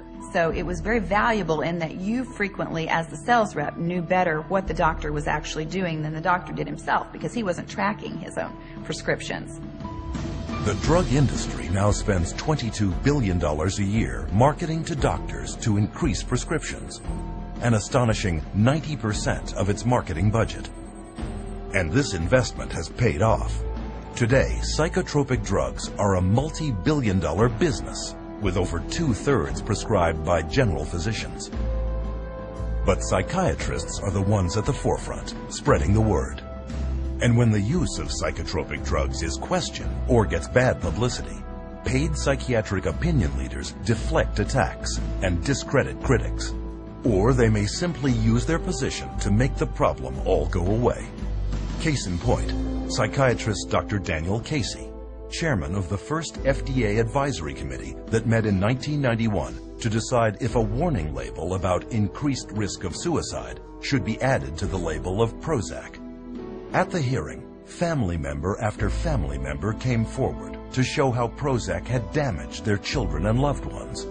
In the end, however, Dr. Casey and his colleagues voted against the label, citing a lack of evidence. But what many at the hearing did not know is that 5 people sitting on that 9-member panel had significant financial ties to drug companies. Casey himself became chairman of an FDA advisory panel that voted to approve another antidepressant, Zoloft, later that same year, and soon became one of Zoloft's most sought-after speakers. But the corruption goes beyond even psychiatrists at the FDA. Directors of major psychiatric institutions are likewise paid handsomely by pharmaceutical companies, such as the deputy director of the New York Psychiatric Institute, who one year received $140,000. Even government agencies are not immune from conflict of interest. In 2006, the state of Texas sued drug maker Janssen for flying the state's own mental health officials to other states throughout the nation to promote its drug Risperdal. Included were perks, travel expenses, and speaking fees. Even at the federal level, the chief of geriatric psychiatry at the U.S. National Institute of Mental Health was convicted that same year for accepting and failing to disclose over $250,000 from drug companies in exchange for consultations, retainer fees, and travel expenses. The result of these pharmaceutically paid doctor education campaigns is an explosion in psychotropic drug prescription, not just written by doctors, but by many others. I know some practitioners start people on drugs, on the antidepressants. There's unfortunately, a nurse practitioner that does it, and she's not supposed to. It's not in her protocol. Another nurse practitioner I work with has told me that she keeps doing it. It's gotten to the point where you have nurse practitioners, physician's assistants. There are times when that child doesn't even see a doctor. And we're seeing these prescriptions written for, and at best, the doctor may sign off on the bottom of that prescription. Medical professionals worldwide are handing out psychotropic drugs with seemingly few qualms because they have been assured that they are safe and necessary by the experts in the field, psychiatrists. The psychiatric community is completely responsible for the widespread use of psychotropic drugs. They're the ones writing the scripts to the large extent, and they're the ones that are proclaiming their supposed beneficial effects, and I think they're sketchy, the evidence isn't good, and the side effects are horrible. The psychiatrists are the facilitator of the diseases, and therefore the prescriptions. Today, even official psychiatric organizations do not contest that the partnership between psychiatry and pharmaceutical companies in promoting psychotropic drugs to doctors is significant and almost impossible to avoid. But early on, this partnership realized that promoting to doctors was not enough. How could they reach their target demographic, the end user, and drive them into doctors' offices to demand these drugs?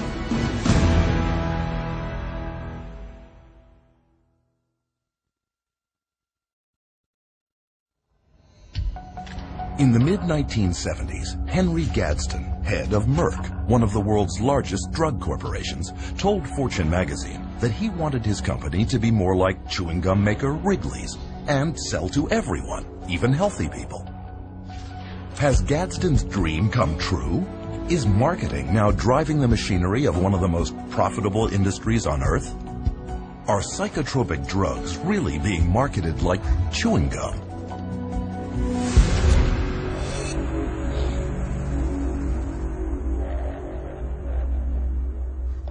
Psychotropic drugs are marketed on two fronts. The first is through sales campaigns aimed at doctors, psychiatrists, and other prescribers. And on a second flank, the drugs are promoted heavily to consumers, you. Until recently, however, it was rare to see a drug advertisement on television because, by law, drug companies had to list all side effects, a list far too long for a 30 or 60-second spot. But in 1997, drug company lobbyists pressured the U.S. Congress to relax this rule and allow them to mention only some of the side effects. With this simple change, advertising psychotropic drugs on American television suddenly became possible. And this opened the floodgates to a torrent of advertising, which soared from $595 million a year in 1996 to $4.7 billion today, an increase of almost 700%. The directed consumer advertising on television, they don't give that message that in order to be healthy, you need to be off drugs. They don't give you that message. They give you the message that, oh, you have a problem, you have an issue, here's the drug that'll fix you. And a lot of money is driving this message home. The average American television viewer now sees as many as 16 hours of drug advertising a year. The pharmaceutical industry reaches right into our living room on a daily basis and tries to convince us that we have this problem that they can solve with a pill. That's dangerous. If you watch any primetime TV, if you watch any primetime news, you're going to get multiple advertisements for whatever the current med is of choice. On television, there are ads now that say, you have got this condition and you're feeling miserable. Ask your doctor to give you this pill. Take this pill, it's over the counter. We're being taught, our society really pushes the idea of quick, simple answers.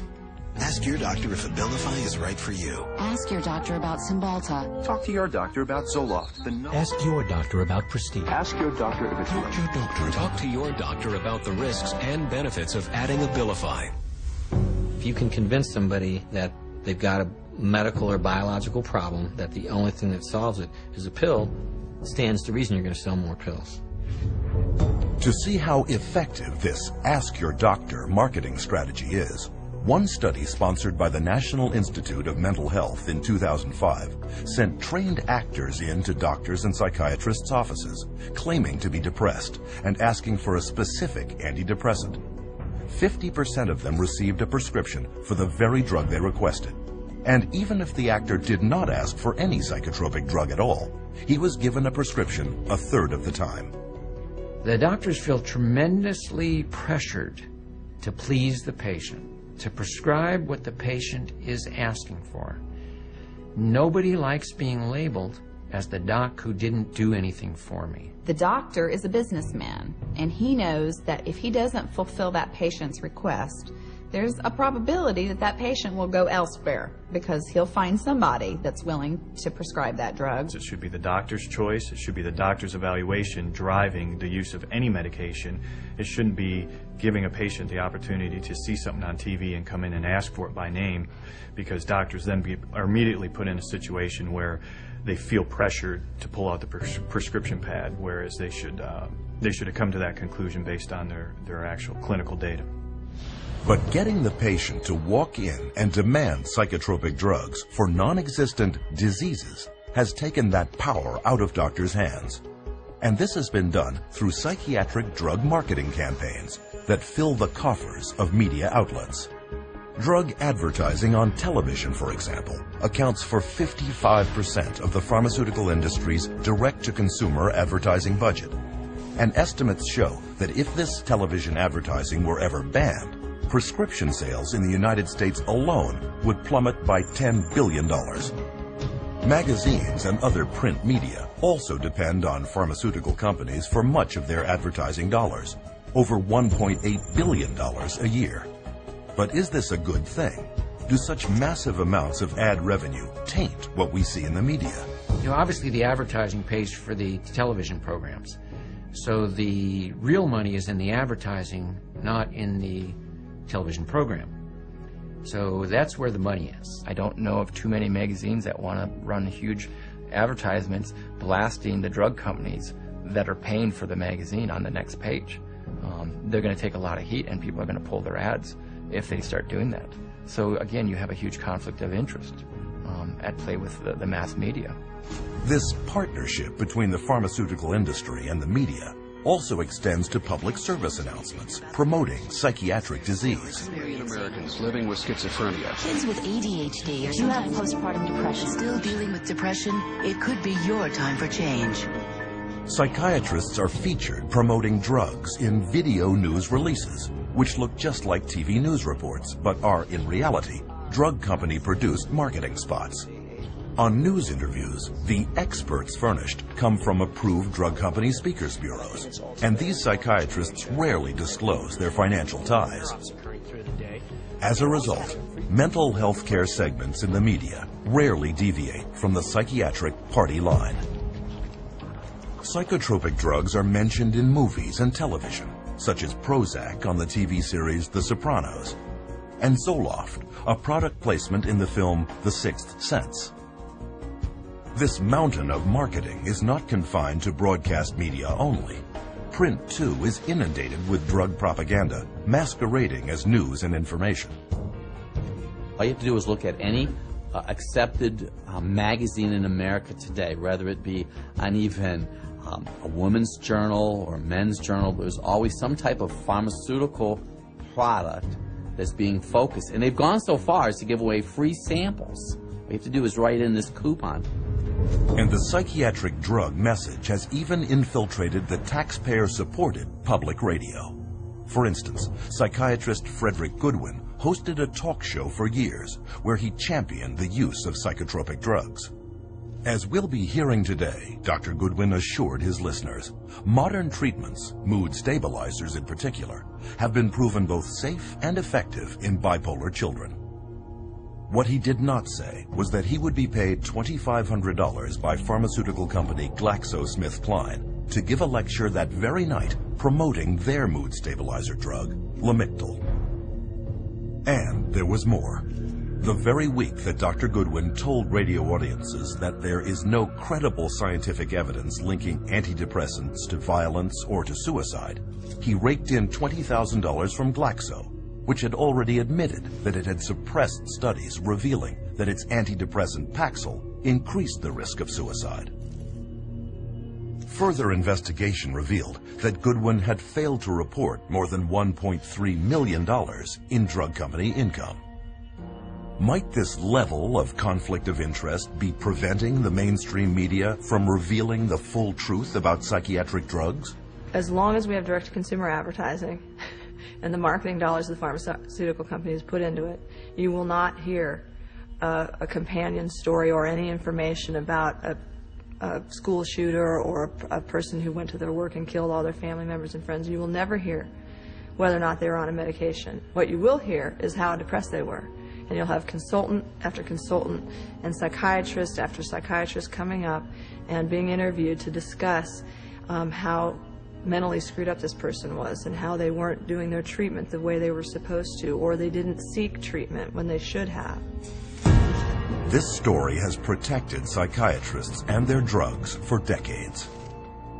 To understand why one hears it so often, one need look no further than the bottom line. As parts of large corporate giants, today's media companies are in the business of making money. And to their CEOs, keeping stock prices high is part of their job description. And when pharmaceutical advertising money is your lifeblood, there is little chance you will rock the boat. With traditional sources so compromised, one might wonder if the information they're getting on psychotropic drugs really is the whole story. But what about the internet? Well, psychiatrists and drug companies are already pushing psychotropic drugs in cyberspace too, with very few restrictions.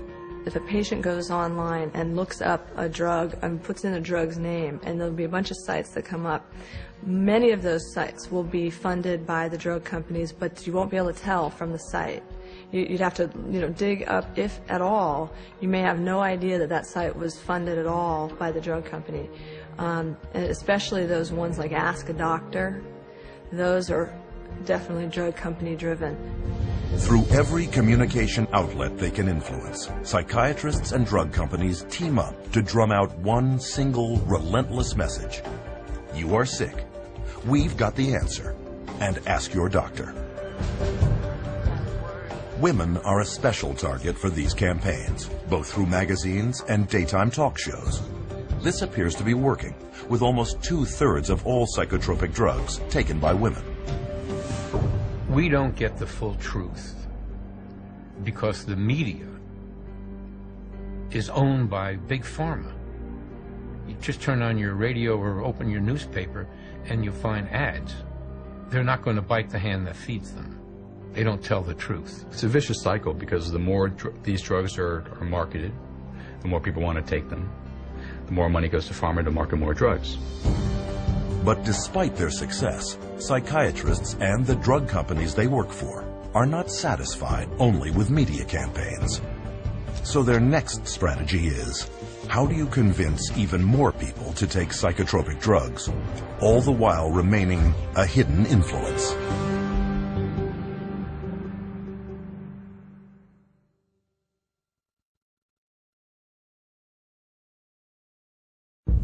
Billions are spent every year by drug companies to advertise their latest drug.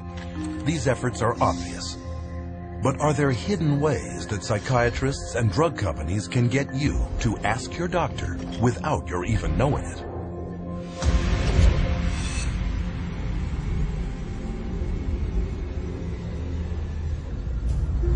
It might seem impossible that an appetite for psychotropic drugs could be created without one's even being aware of it. Could this possibly be true? Well, if you know what to look for, you will find drug marketing campaigns practically everywhere. In hospitals, programs promoting psychotropics air over closed-circuit television networks like the Patient Channel. You can find them in children's books such as Brandon and the Bipolar Bear, where a little boy is told that his feelings are caused by chemicals in his brain that can be controlled with good medicine. There are mental health awareness programs touring college campuses to promote mental health checkups. Another hidden promotion lured high school girls to a conference on eating disorders to pitch them Zoloft. Where do these campaigns come from? Many of them come from industry-funded front groups, operated by psychiatrists, but posing as compassionate patient support groups. A group that's focused on people who get depressed, or these support groups. Those are all also funded by and driven by, in large part, the drug companies. The fact that they're being, highly funded by the drug companies puts into question, the information that they're providing.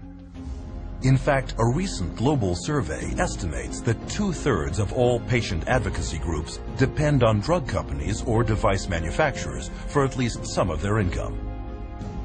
Through media interviews, public service announcements, and promotional events, psychiatric front groups preach the message that at least 1/4 of everyone on Earth is mentally ill. You could be too, and there is nothing you can do about it short of taking psychotropics for the rest of your life. And of all the programs they use to get people onto these drugs, one of the most successful is the benevolent-sounding mental health screening campaign.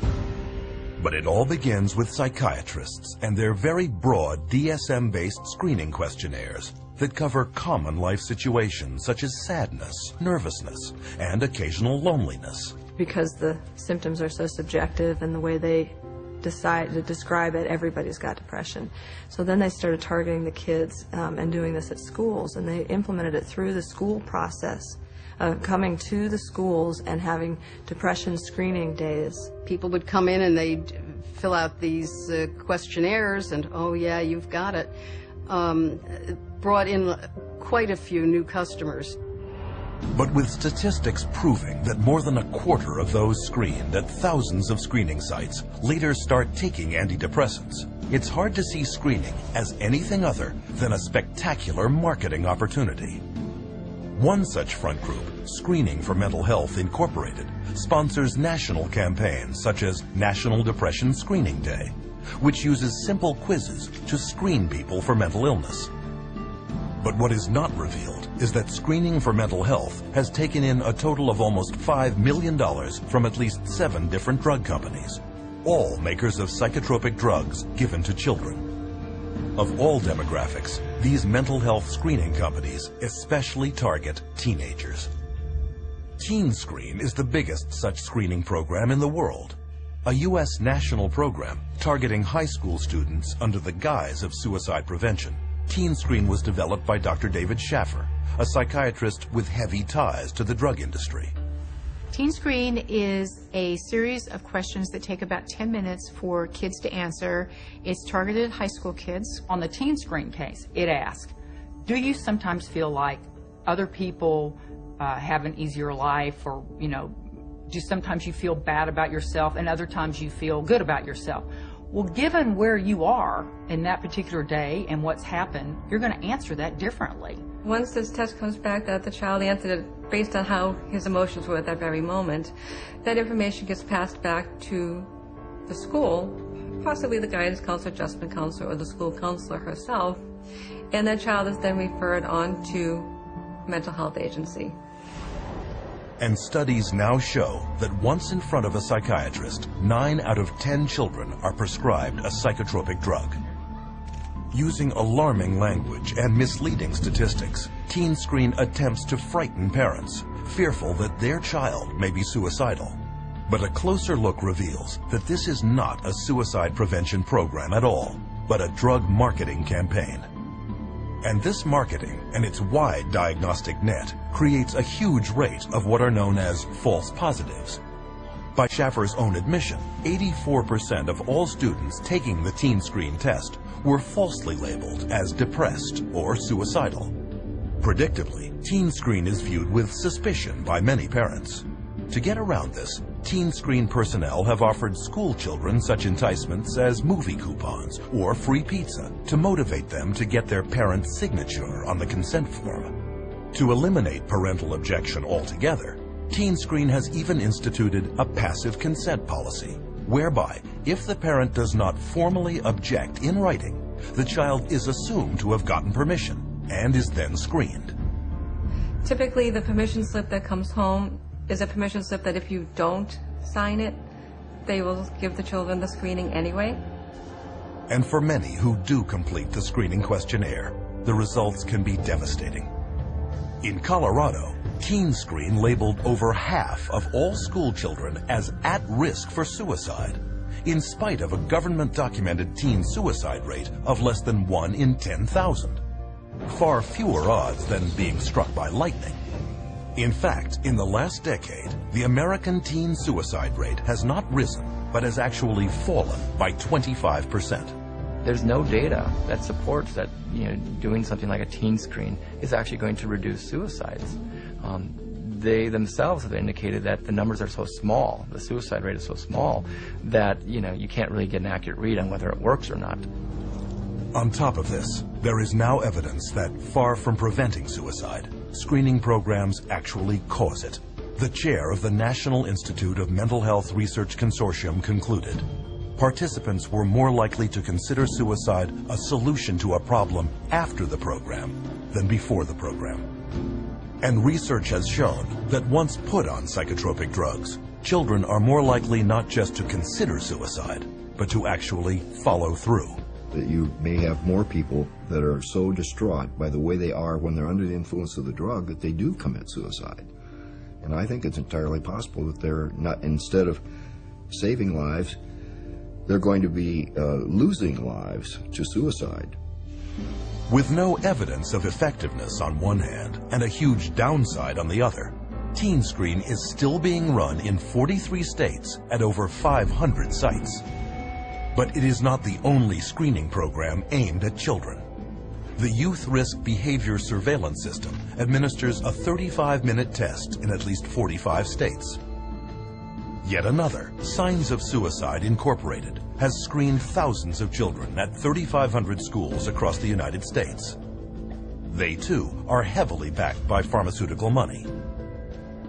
And so far, for psychiatrists and drug companies, it has been a great investment. Throwing out a net in doing a typical teen screen or any type of mass assessment, we now have increased our client population tenfold by kids who need to be either seen by a therapist and or seen by a psychiatrist.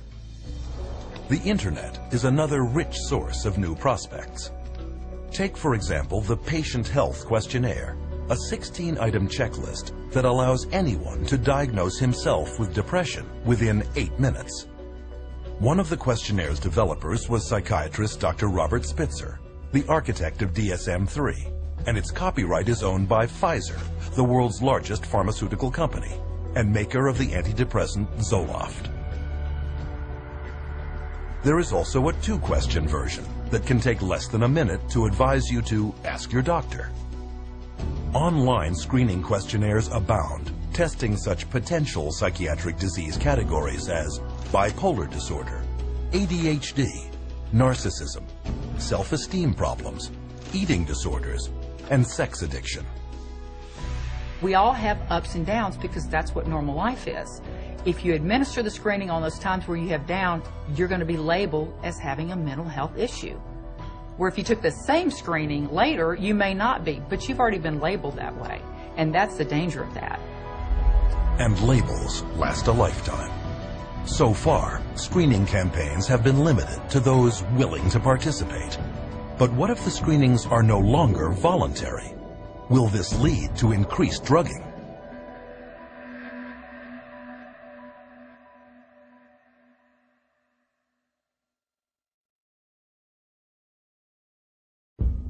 Psychiatrists insist that a mental health screening would be beneficial for everyone. But is this true? And what are the risks?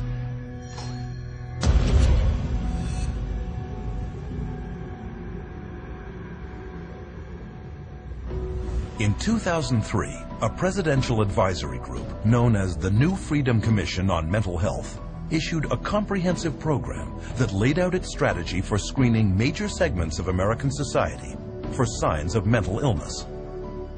Some of their goals included programs creating early detection of mental illness, enlarging the role of schools in diagnosing and treating mental problems, and expanding the use of mental health screening beyond the psychiatrist's couch and into the offices of primary care physicians. It's going to screen the population for mental health, the whole population. They're going to do it by stages, starting with school children, of course. So far, mandatory mental health screening is not yet a reality, except for a few small segments of society. One of them consists of the most powerless and disenfranchised of them all, foster children. A child goes into foster care. They label the child with some kind of a psychological problem. The child is immediately sent to therapy. Well, the therapist will say, well, I believe the child needs to be on something.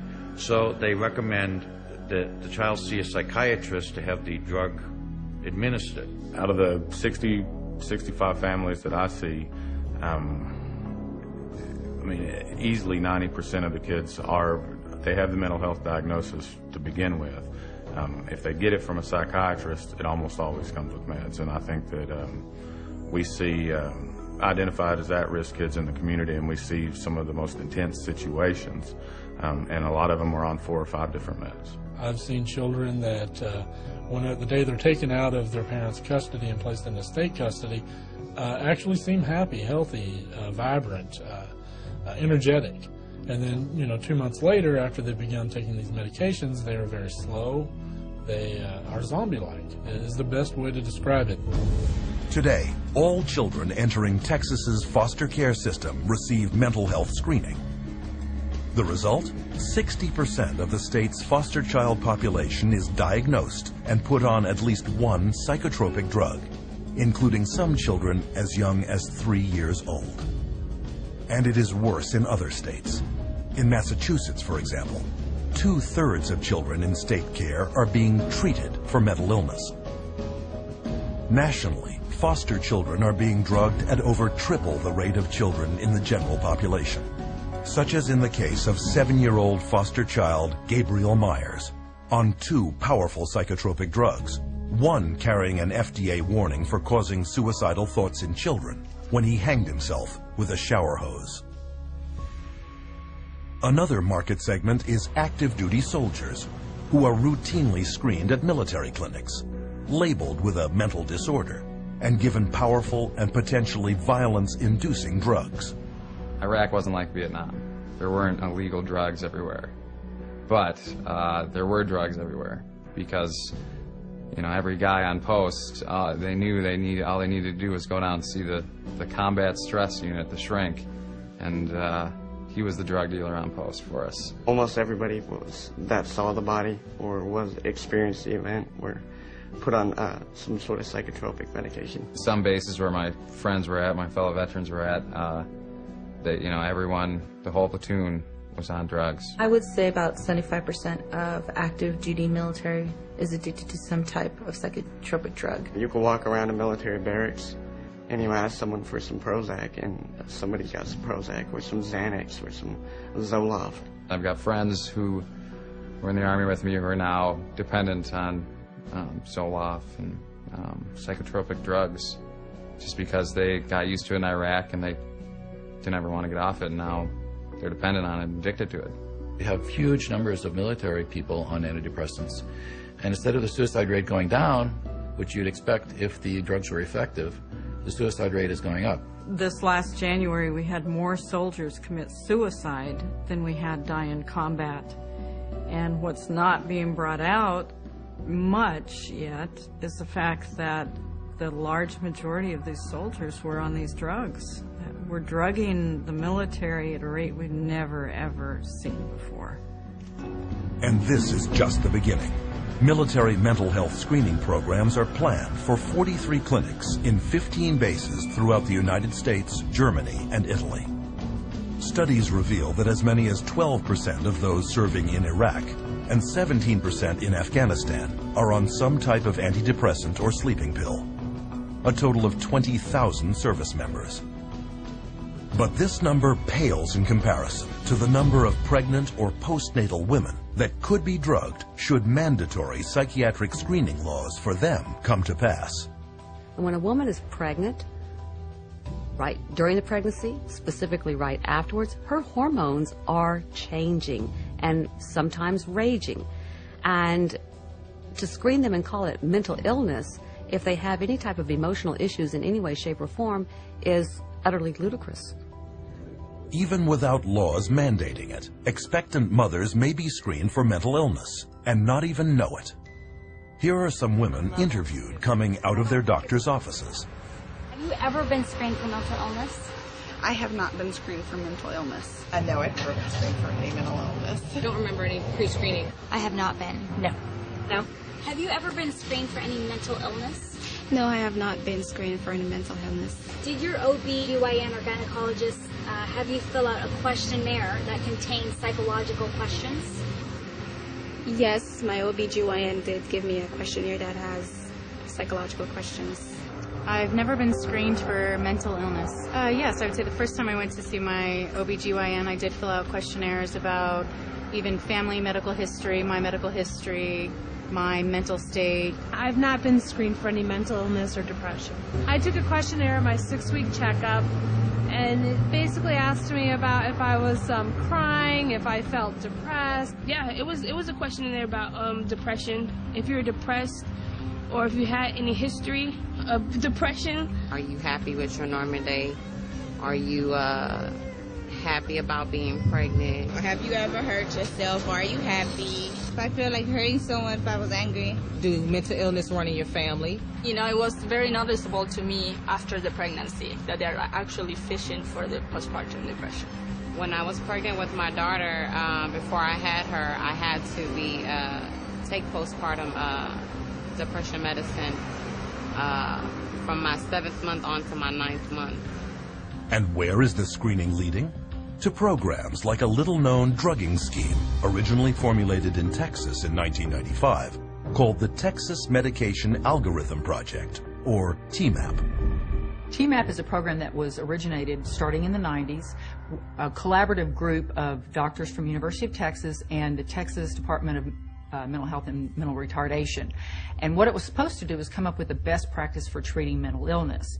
Using research funding from 11 different pharmaceutical companies, this panel, dominated by psychiatrists, created a step-by-step flowchart that requires the prescribing of only the latest and most expensive psychiatric drugs for patients with mental problems. And if one psychotropic didn't work, doctors were obligated to try another expensive one. And if none worked, the next step would be electric shock treatment. But those running TMAP were hiding a major conflict of interest. They didn't disclose that the researchers that were all involved in creating this, almost every single one of them had financial relationships with the pharmaceutical companies. But Texas isn't the only state with problems of corruption. Alan Jones was an investigator in the office of the Pennsylvania Inspector General. I learned that these monies were all coming in to the state to support and to promote a program called TMAP, the Texas Medication Algorithm Project. And so my concern was piqued very quickly that there was at least one state official who might be inappropriately receiving and dispersing monies from drug companies. They called it PenMap, but it was based entirely on the TMAP model. Also very quickly, I learned that there were other state employees who were serving on advisory boards financed through various pharmaceutical companies, and other state employees who were accepting honorariums personally, directly, from drug companies for speaking in their state capacities or official capacities. That's a felony in Pennsylvania. I saw there was a much bigger picture and attempted to surface that bigger picture and was consistently told to back off. I was told that drug companies write checks to politicians on both sides of the aisle. Back off. You will not expand this investigation into the drug companies. Continued to press the investigation, much of it on my own time at this point. I became increasingly alarmed that all of the drugs recommended by the TMAP program were exclusively the new patented atypical antipsychotics for schizophrenia and all of the brand new patented SSRI antidepressants. None of it added up. When it became obvious to me that my investigation was not going to be permitted to continue, and it became obvious to the Inspector General's office that I was not going to stop, I was removed from lead investigator on the case. They threatened me with loss of career, with loss of job, with loss of reputation, essentially. Despite the investigation resulting in the conviction of Pennsylvania's chief pharmacist, TMAP and offshoots like PenMap spread throughout the country, generating billions of dollars in drug sales. But the psychiatric gravy train comes at great public cost. In 2001, TMAP and its children's equivalent CMAP bankrupted the Texas Medicaid program and the state's mental health and prison systems. So, what do we see in the final picture? a government-run, taxpayer-funded mental health screening program wherein every person judged by psychiatrists to have a mental illness is given powerful, dangerous, and expensive psychotropic drugs. And if they don't work, electroshock treatment. They're going to start with school children on the New Freedom Initiative. Then they're going to move it to senior citizen nursing homes. Then they're going to move it to, of course, military. And then parents. By the time you're 18, you've been screened in utero when you were an infant. You were screened as an infant when you first came out. You were screened in your daycare. You were screened then at school. You were screened at the pediatrician's office. You're screened in high school. You're screened over and over again.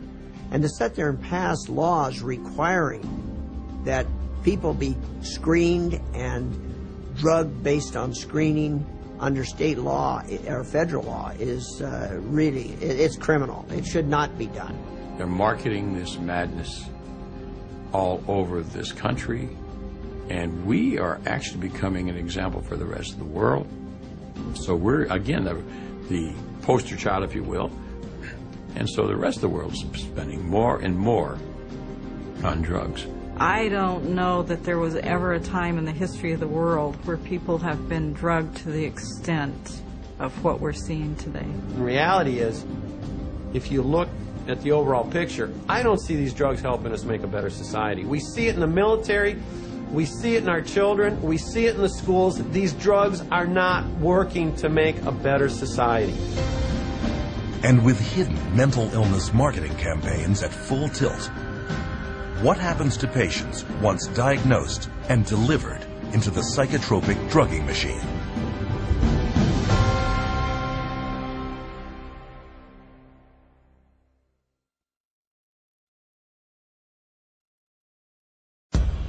If drugs are being sold as safe and effective by psychiatrists and drug companies, why is it that we are seeing an alarming increase in consumer-reported adverse side effects?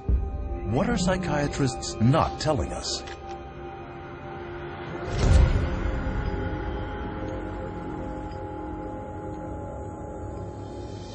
All drugs create biological changes in the human body. In mainstream medicine, those changes that are intended are called main effects. Those that aren't are called side effects. No drug is without effects, side or otherwise.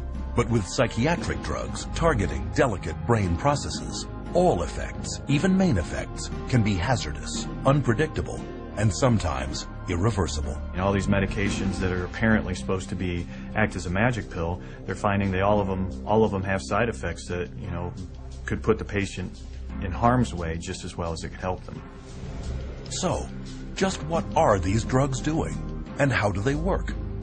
To find out, you should be able to locate much of this information in the drug's package insert, or PI. Contained in this insert is the mechanism of action, the drug maker's explanation for how the drug works on the body.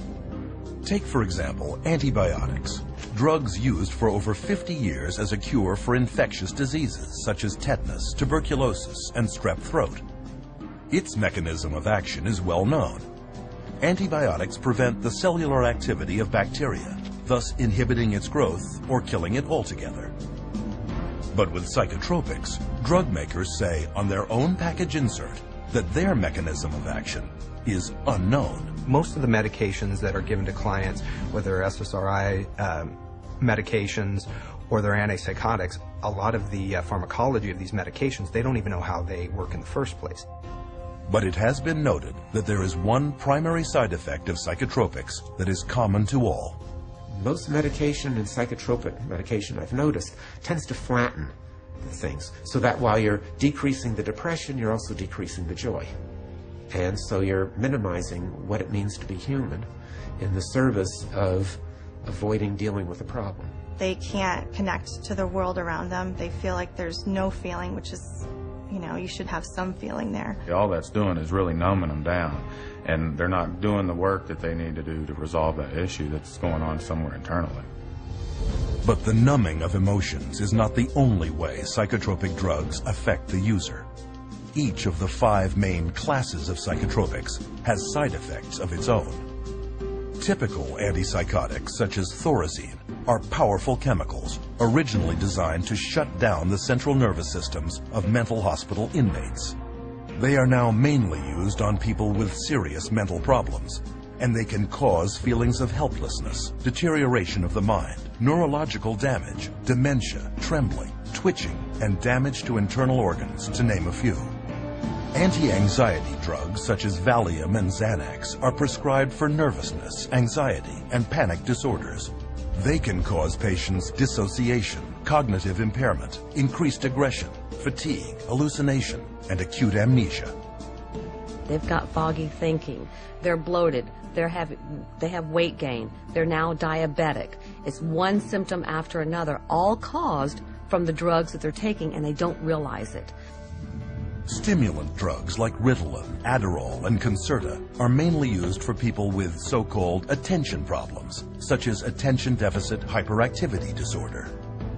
These drugs are very addictive and can result in stunted growth, weight loss, manic behavior, heart palpitations, neurological tics, cardiac arrhythmia, gross brain shrinkage and malfunction, anxiety, insomnia, violent behavior, and even sudden death. Ritalin, a stimulant commonly prescribed to children, acts on the body in a very similar way to cocaine, but is far more potent. And recent studies show that it can cause permanent changes in children's developing brains. So you're going to have problems, and it is shown that some of these medications, particularly the stimulants that they're giving, like Ritalin, and Concerta, all the ADHD medications actually shrink brain tissue. They know that these psychiatric drugs destroy cells, destroy brain cells, shrink brain tissue. How can that possibly ever benefit anyone? It can't. That's the simplicity. It's not possible. Antidepressants are a fourth class of psychotropic drug. As their name suggests, they are used to treat depression and mood disorders. The list of side effects includes blurred vision, dry mouth, low blood pressure, internal bleeding, weight gain, sleep disturbance, seizures, impaired cardiac function, and psychosis. The most common thing that I see is the sexual dysfunction.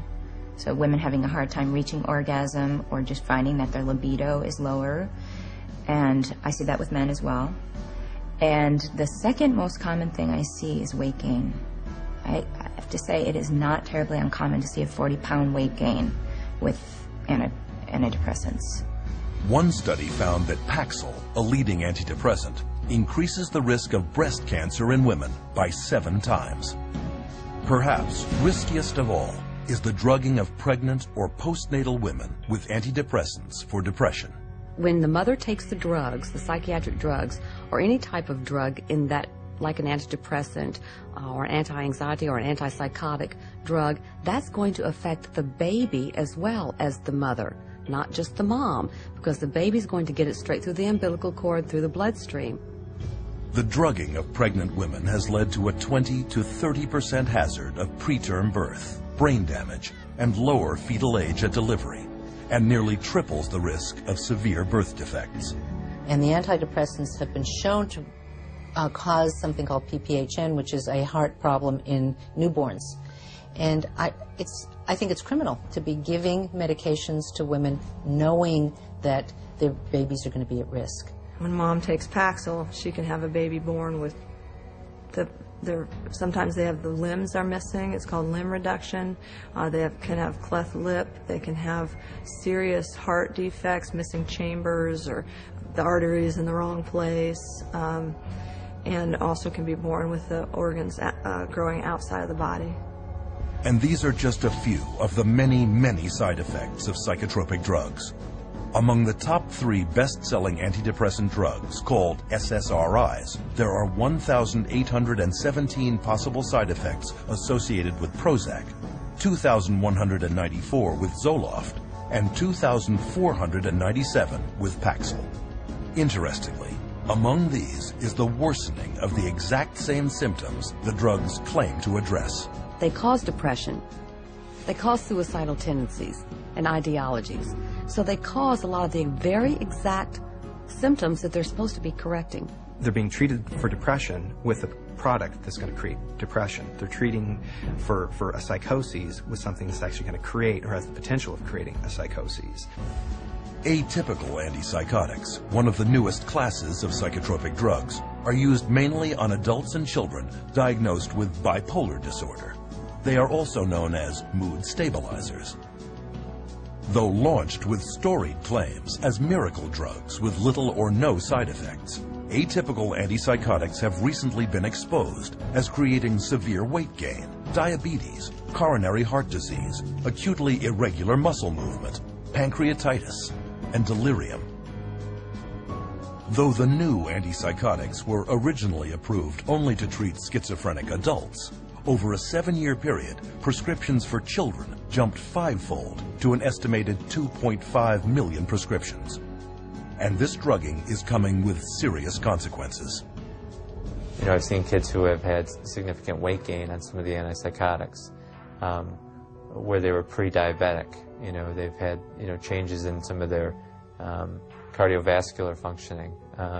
So there are potentials to really damage the child's health.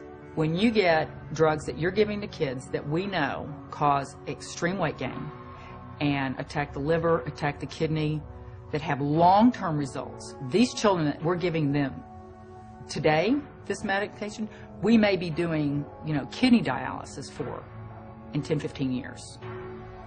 And it is not only children that can be affected.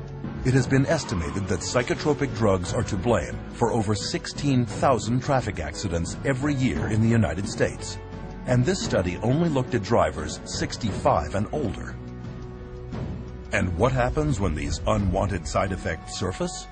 Usually, the psychiatrist will prescribe yet another drug. It's called polypharmacy.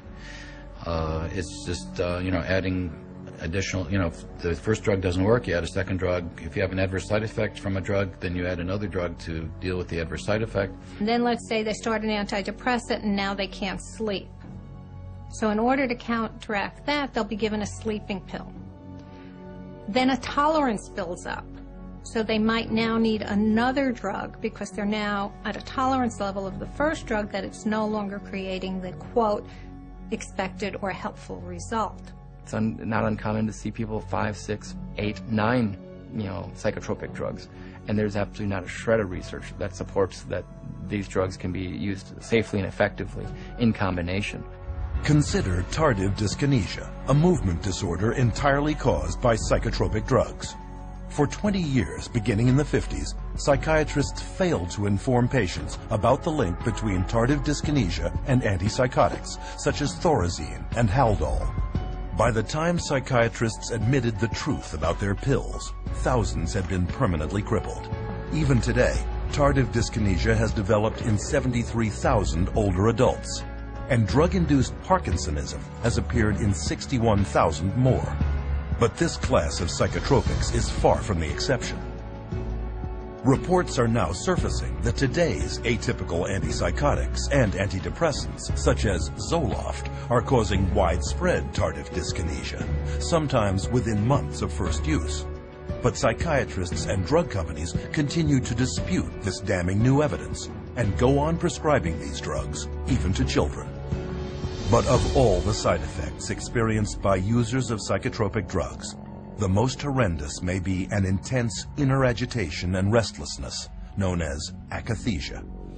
These drugs can cause something called akathisia, which causes people to become very agitated, and actually a little nuts, you know, a little off balance, and they'll do things that they never would have done before, things that are totally out of character. This is a normal person without any history of auditory hallucinations, and all of a sudden they'll say there's voices telling them this is the only way to stop the pain, this is the only way is to kill themselves. Had patients tell me that they never, ever, ever had one single thought about suicide in their entire life until they started on the drug.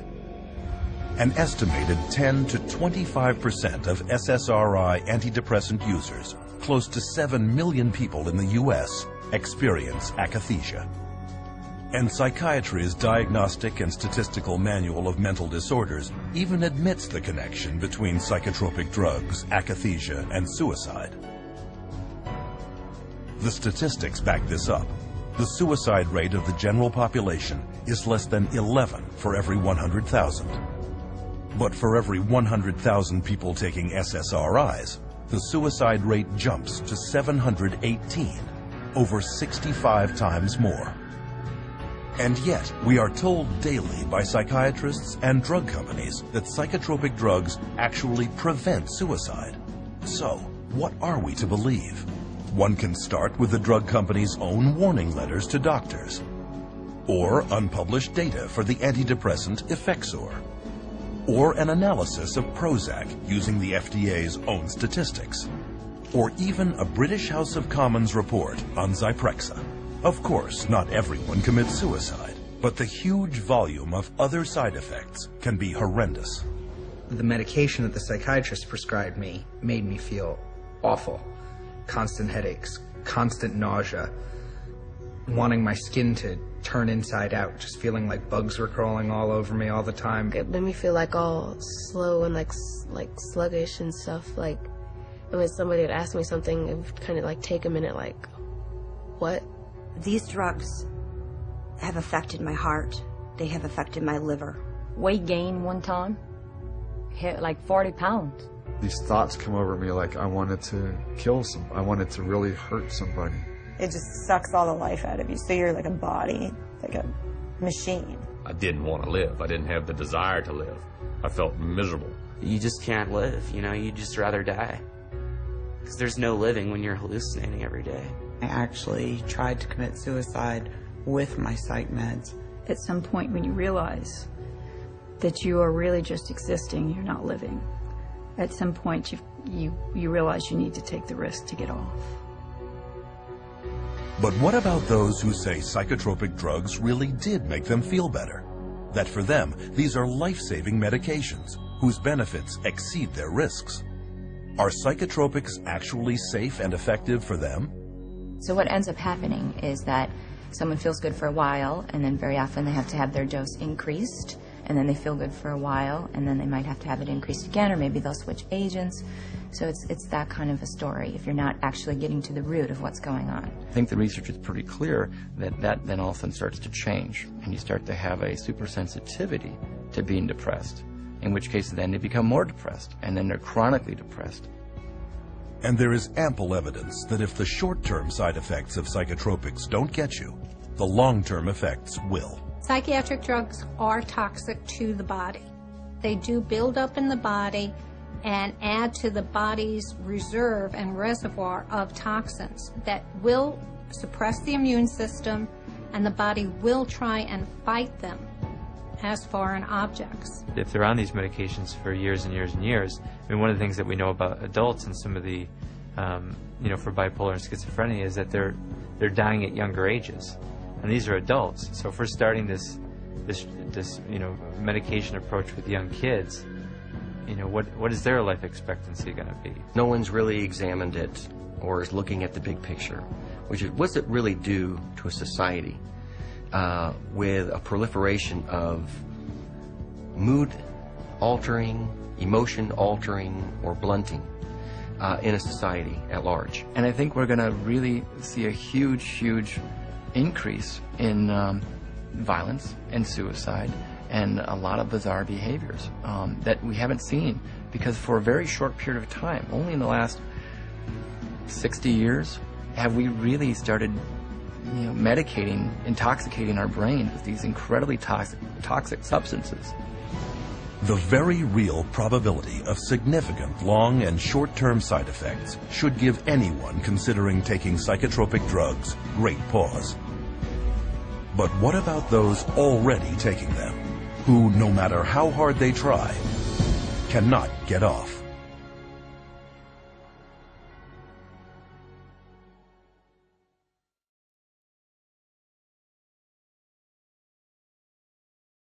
Psychotropic drugs have long been noted for having a multitude of physical and emotional side effects that many simply cannot live with. But if side effects from psychotropics are so bad, why do some people continue to take them?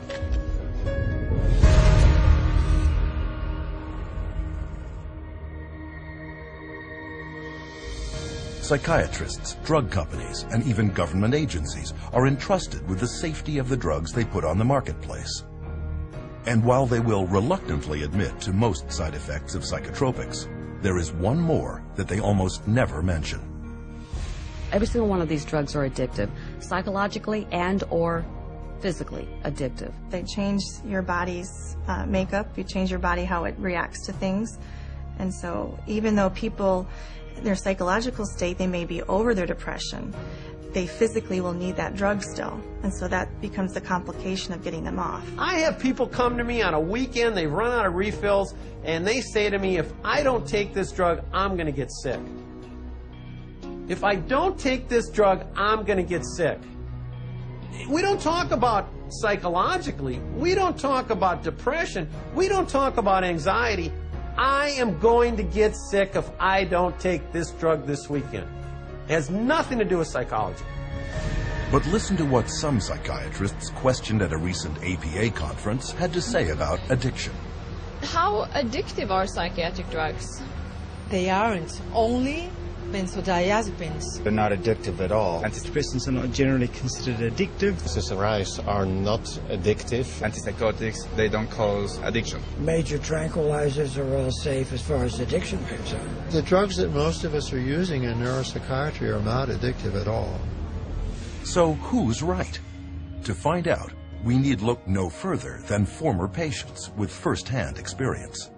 The psychologists and psychiatrists, I went to both. They never told me that they would be addictive. They would cause me to have these thoughts. For sure, the psychiatric drugs I was on was addicting. Within six months to 9 months, I was hooked. Boy, Xanax had a hold of me. I mean, I was going through a bottle of pills every 3 or 4 days. I lost my job over it. Over a prescription drug that's not supposed to be addictive. Lost my job. The reality is that it is addicting. It will wreck a person's life. This conflict on addiction all comes down to a definition of words. Most people think of addiction as an uncontrollable psychological or physical need for a certain substance. But not psychiatrists. They define addiction as the craving of a higher and higher dose of the same drug, while the uncontrollable need to keep taking a drug is categorized only as dependence. This is why psychiatrists will not admit that their drugs are addictive. In their definition, a very small percentage of people become addicted. The reality is a large percentage of people can't get off these drugs, and they call that dependence. It's all a matter of how they term it. And when you look at addiction, it could be that their tolerance increases and their needs and wants to use the medications increase, or it could be they simply, once they start on the medication, they're not able to come off of it without help. They try to, and as soon as they try to come off the medications, they start to have symptoms that are unwanted and obviously keep them wanting to take the medications again. When you explain to them how addictive it is, they are surprised because they're like, well, it's a prescription. So I do believe that a lot of people don't really know how harmful these meds are. They don't view them as dangerous as some of the street drugs. But many psychotropics have become street drugs, especially the class of drugs given to children diagnosed as having inattention or hyperactivity. Stimulants such as Ritalin, Adderall, and Concerta are so habit-forming that they are listed by the U.S. Drug Enforcement Administration as Schedule II drugs, highly addictive substances on the same list as morphine and cocaine. Biochemistry and pharmacology of Ritalin is exactly the same as that of cocaine, except for the speed of onset. The similarity between Ritalin and cocaine becomes obvious when considering the major problem of stimulant abuse in our schools, where tablets of Ritalin and its chemical cousin Adderall are taken recreationally by kids in schoolyards. Some of my friends took Ritalin and Adderall just to get high, like that I've known throughout the years. Kids will chop that stuff up with a razor blade. It's pure, man. Pure drug, you know, that's why kids like it. They'd chop it up with a razor blade and snort it. My cousin Sammy had this Ritalin, and we would eat it, and we'd be able to stay up all night and play video games. It was pupils would dilate. It was just outrageous. Matter of fact, in 8th grade, I got kicked out of school 3 days before it let out for selling Ritalin and actually snorting lines in the back of the classroom. So, yes, sir, it definitely caused me some problems there, and I definitely had people buying them from me, yes. This is no small problem. In 2006, researchers discovered that more than 7 million Americans had misused stimulants, with 75,000 American teenagers and young adults becoming addicted every year. Beyond just addicting its users, stimulants are also well known as gateway drugs that lead to further addiction to such street drugs as cocaine, heroin, and methamphetamine. When you provide drugs in a manner in which most of our children are being provided drugs at an early age in life, only prepares that child to be on more drugs as they get older. And yet in several recent publications, psychiatrists actually encourage children labeled ADHD to take stimulants to reduce future dependencies on cocaine and other street drugs. But evidence shows that not only is this theory unfounded, but the reverse is true. When I've spoken to people who are methamphetamine addicts, they said that the drug that they started taking almost consistently was Ritalin. The longer a child is on Ritalin, the more the likelihood that they may become addicted, whether it's Ritalin or Concerta or Adderall, okay, or a number of other drugs. Stimulants aren't the only psychotropic drugs carrying a high potential for addiction. Benzodiazepines, for example, are tranquilizers that can become addictive within 14 days. Take, for example, the benzodiazepine Xanax, which after only 5 years on the market was producing 1.5 million addicts every year. And getting off can be very difficult. Symptoms of Xanax withdrawal include shakiness, loss of appetite, muscle cramps, memory and concentration problems, insomnia, agitation, panic, and anxiety. Some of the psych medicines, particularly the benzodiazepines, are some of the most addictive drugs there are in terms of the persistent withdrawal anxiety that these drugs cause. I have been in the position of having to withdraw a number of people from benzodiazepines that I didn't put on them, obviously. And it's difficult. It's really difficult. Prescription benzodiazepines, I think, are much more dangerous and much harder to come off of for the patient than the street drugs are. But survivors will tell you that benzodiazepines are not the only class of psychotropic drug that is extremely hard to withdraw from. I had about a 10-year time frame in my life where I abused both street drugs and prescription drugs. And the drugs that were the hardest to come off of, in my opinion, were the psychiatric medications. And I mean worse to come off of than a drug like heroin. Withdrawal symptoms from the psychiatric drugs just made my mind go crazy. I couldn't think. I couldn't form coherent thoughts whatsoever. I was racing. I had highs and lows, ups and downs, hot and cold sweats. I went through seizures.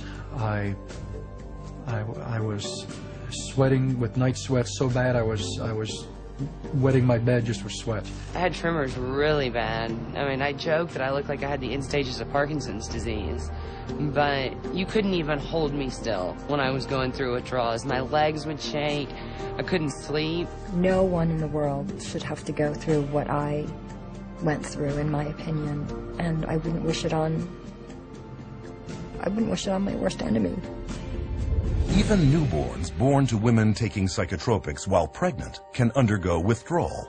These infants could experience irritability, hyperactivity, abnormal sleep patterns, vomiting, diarrhea, and failure to gain weight. But it is the amplification of certain side effects caused by withdrawal from psychotropics that can have a disastrous effect on the individual. Now the person stops taking the drug, and the effects of the withdrawal or the effects of stop taking the drug are increased and amplified symptoms like the depression or suicide ideas, or etc. They have tremendous mood swings. They invariably get violent. They cannot control their emotions. You're very depressed, you're suicidal, you're hallucinating, you're psychotic, you're crazy, you're manic when you stop taking your medication.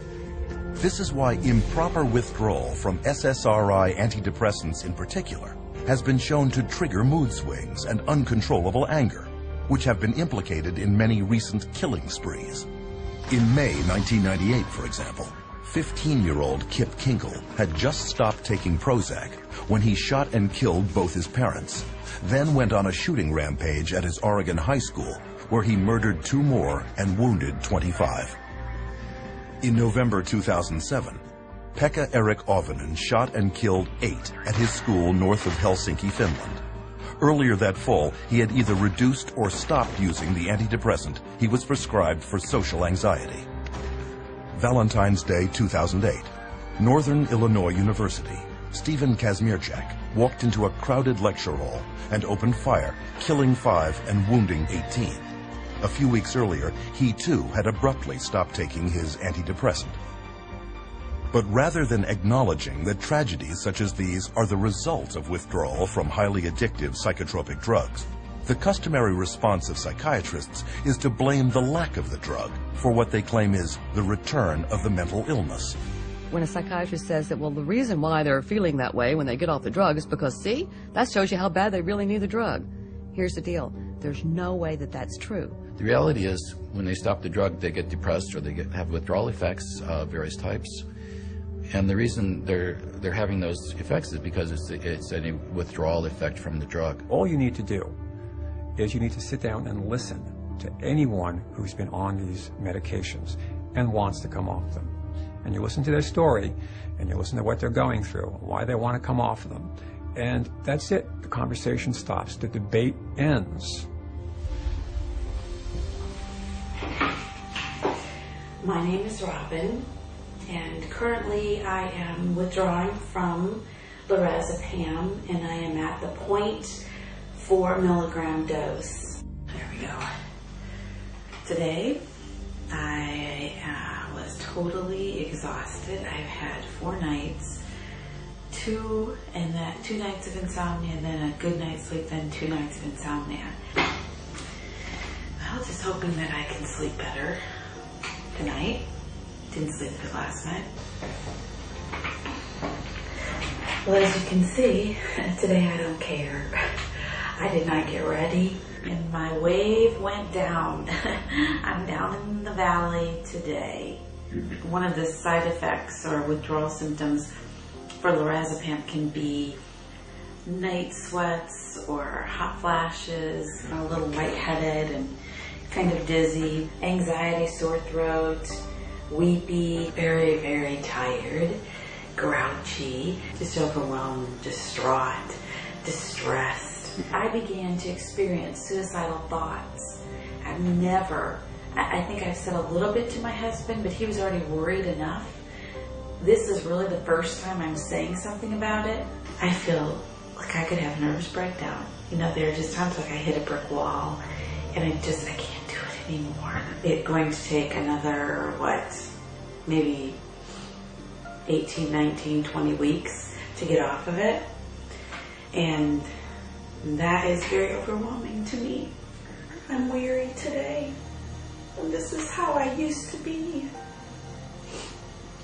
for many weeks with lorazepam.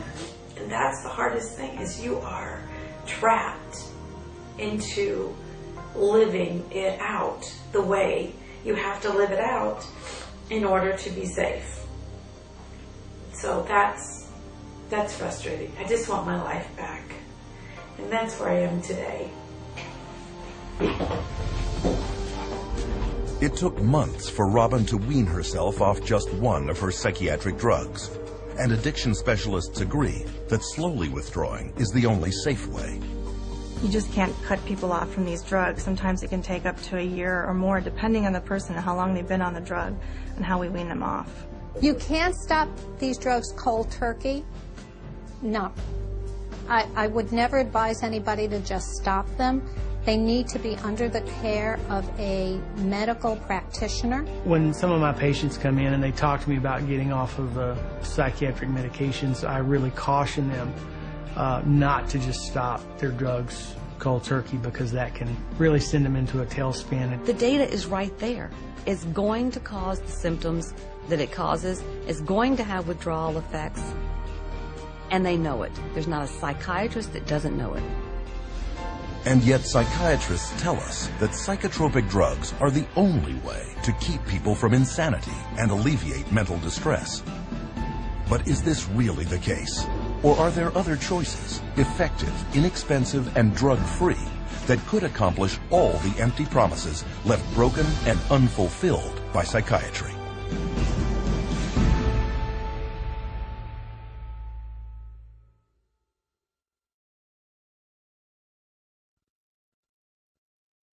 After all that we have seen, should we believe psychiatrists when they claim that just around the corner is their next new breakthrough?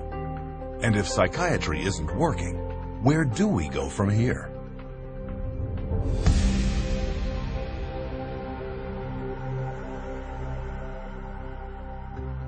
When we look over the landscape, one question becomes clear. How can anyone trust psychiatrists with their mental health? Even psychiatrists interviewed at a recent convention of the American Psychiatric Association readily admit they have no answers. What is the answer to mental illness? That's too broad of a question to answer. What's the answer to mental illness? I don't think there are any answers to mental illness. You still need a better answer than the one we have now for mental illness? I can't even understand the question, I guess. There's no real answer. You can't. These are like chronic problems. You can't just cure somebody. Since psychiatry has no answers, how do we care for those with very real and severe psychological problems? There are, in fact, many, many answers, but you will never hear about them from psychiatrists who prescribe psychotropic drugs. One solution was the Soteria Project, formed in 1971 by Dr. Lauren Mosher, then head schizophrenia researcher at the National Institute of Mental Health. Lauren Mosher developed this program, through NIMH to look at this, because they were starting to have in the research a debate about whether the medications were actually being helpful or whether they were actually causing some problems. They would create a community-based center where people diagnosed with schizophrenia could go. It was going to be non-drug oriented because he didn't believe that psychiatric drugs were the answer to schizophrenia. It provided a place to where there could be people there who would be supportive and be there during the time they have a crisis. Instead of medicating them, be there with them and help them through it. And the results were staggering. Soteria residents did significantly better than their peers who were on drugs, with far fewer readmissions. The success of Soteria House proved that understanding and compassion could relieve mental turmoil far better than psychiatric treatment, and without the nasty side effects. But despite this, Dr. Mosher's breakthrough would soon be utterly rejected by a psychiatric community dependent on psychotropic drugs and pharmaceutical money. In Dr. Mosher's 1998 resignation letter to the American Psychiatric Association, he wrote, "Psychiatry has been almost completely bought out by the drug companies. We condone and promote the widespread use and misuse of toxic chemicals that we know have serious long-term effects. Is psychiatry a hoax as practiced today? Unfortunately, the answer is mostly yes." When people ask me about why aren't there more places to get this type of treatment and why is biopsychiatry kind of taken over, if they were effective, why did they go away? And I really think that it goes back to the question of money. Between political pressure exerted by the psychiatric establishment and a lack of funding, refuges like Soteria are few and far between. But they can be found, and the truly troubled can and do recover. But what about common, everyday mental or emotional distresses, such as depression or mood swings? Without using psychiatry, how can we treat those? It's easier than one might think, since there is ample evidence that well over half of all psychiatric problems are actually caused by an underlying, undetected physical condition. I would say nearly 100% of the time when someone comes in wishing to get off of an antidepressant, I find some underlying issues that weren't addressed originally that may have contributed or else caused their mood disorder. And you start to look at all the different factors in their life, a lot of times you can find that there's multiple different reasons that someone's not feeling well. Viruses can cause depression. Digestive issues can cause depression and anxiety. Iron deficiency is very connected to depression. One of the effects of pesticide poisoning is depression. Little children, if they get a streptococcal infection, can become obsessive and compulsive. I've seen people with bipolar disorder, manic depression, who have food allergies. Pretty much any kind of psychiatric problem can be associated with a low thyroid state. A ton of difficulties that a person has that can manifest itself as a supposed mental illness, but you fix the hormone, you fix the gland, you fix the nutrition. Miraculously, you can also fix the quote-unquote mental illness. Why a psychiatrist cannot get to the root of a person's problem, that's the million-dollar question. I have absolutely no idea. They could. They learn it in school. They could just as easily run a blood test as I could run a blood test. They could run all the diagnostic tests. I can. They study anatomy, physiology, pathophysiology. They just choose on their own to treat symptoms. What about others whose psychological problem is not due to an underlying physical problem? Divorcing parents, a change in babysitters, moving in the middle of a school year. Those can cause disruptions in the normal flow of sitting in a class and paying attention. Good things are seen as stressful as bad things. Buying a house can be as stressful as losing a house. Getting married can be as stressful as getting divorced. But it may be some situational anxiety, situational depression that would have resolved on its own years ago. And the patient's been on medicine for years. Well, it is ridiculous to think that normal depression or grief from normal life circumstances should be treated with medication. We didn't think this way before we had them because people just took it for granted that life was difficult at times. It was stressful, painful, and, difficult emotions, be they anger, pain, sadness, grief. All these things are normal reactions, and to cover that up with medication is really to turn your back on what makes us human beings, which is our emotions. Of course, serious mental problems do at times require the assistance of others. But because of the massive money power of pharmaceutical companies that keeps paid psychiatrists propped up in positions of influence over the public, the media, and the rest of the medical field, the only treatment you will ever hear of is psychotropic drugs. But there is one thing the consumer can do: insist on full and accurate informed consent.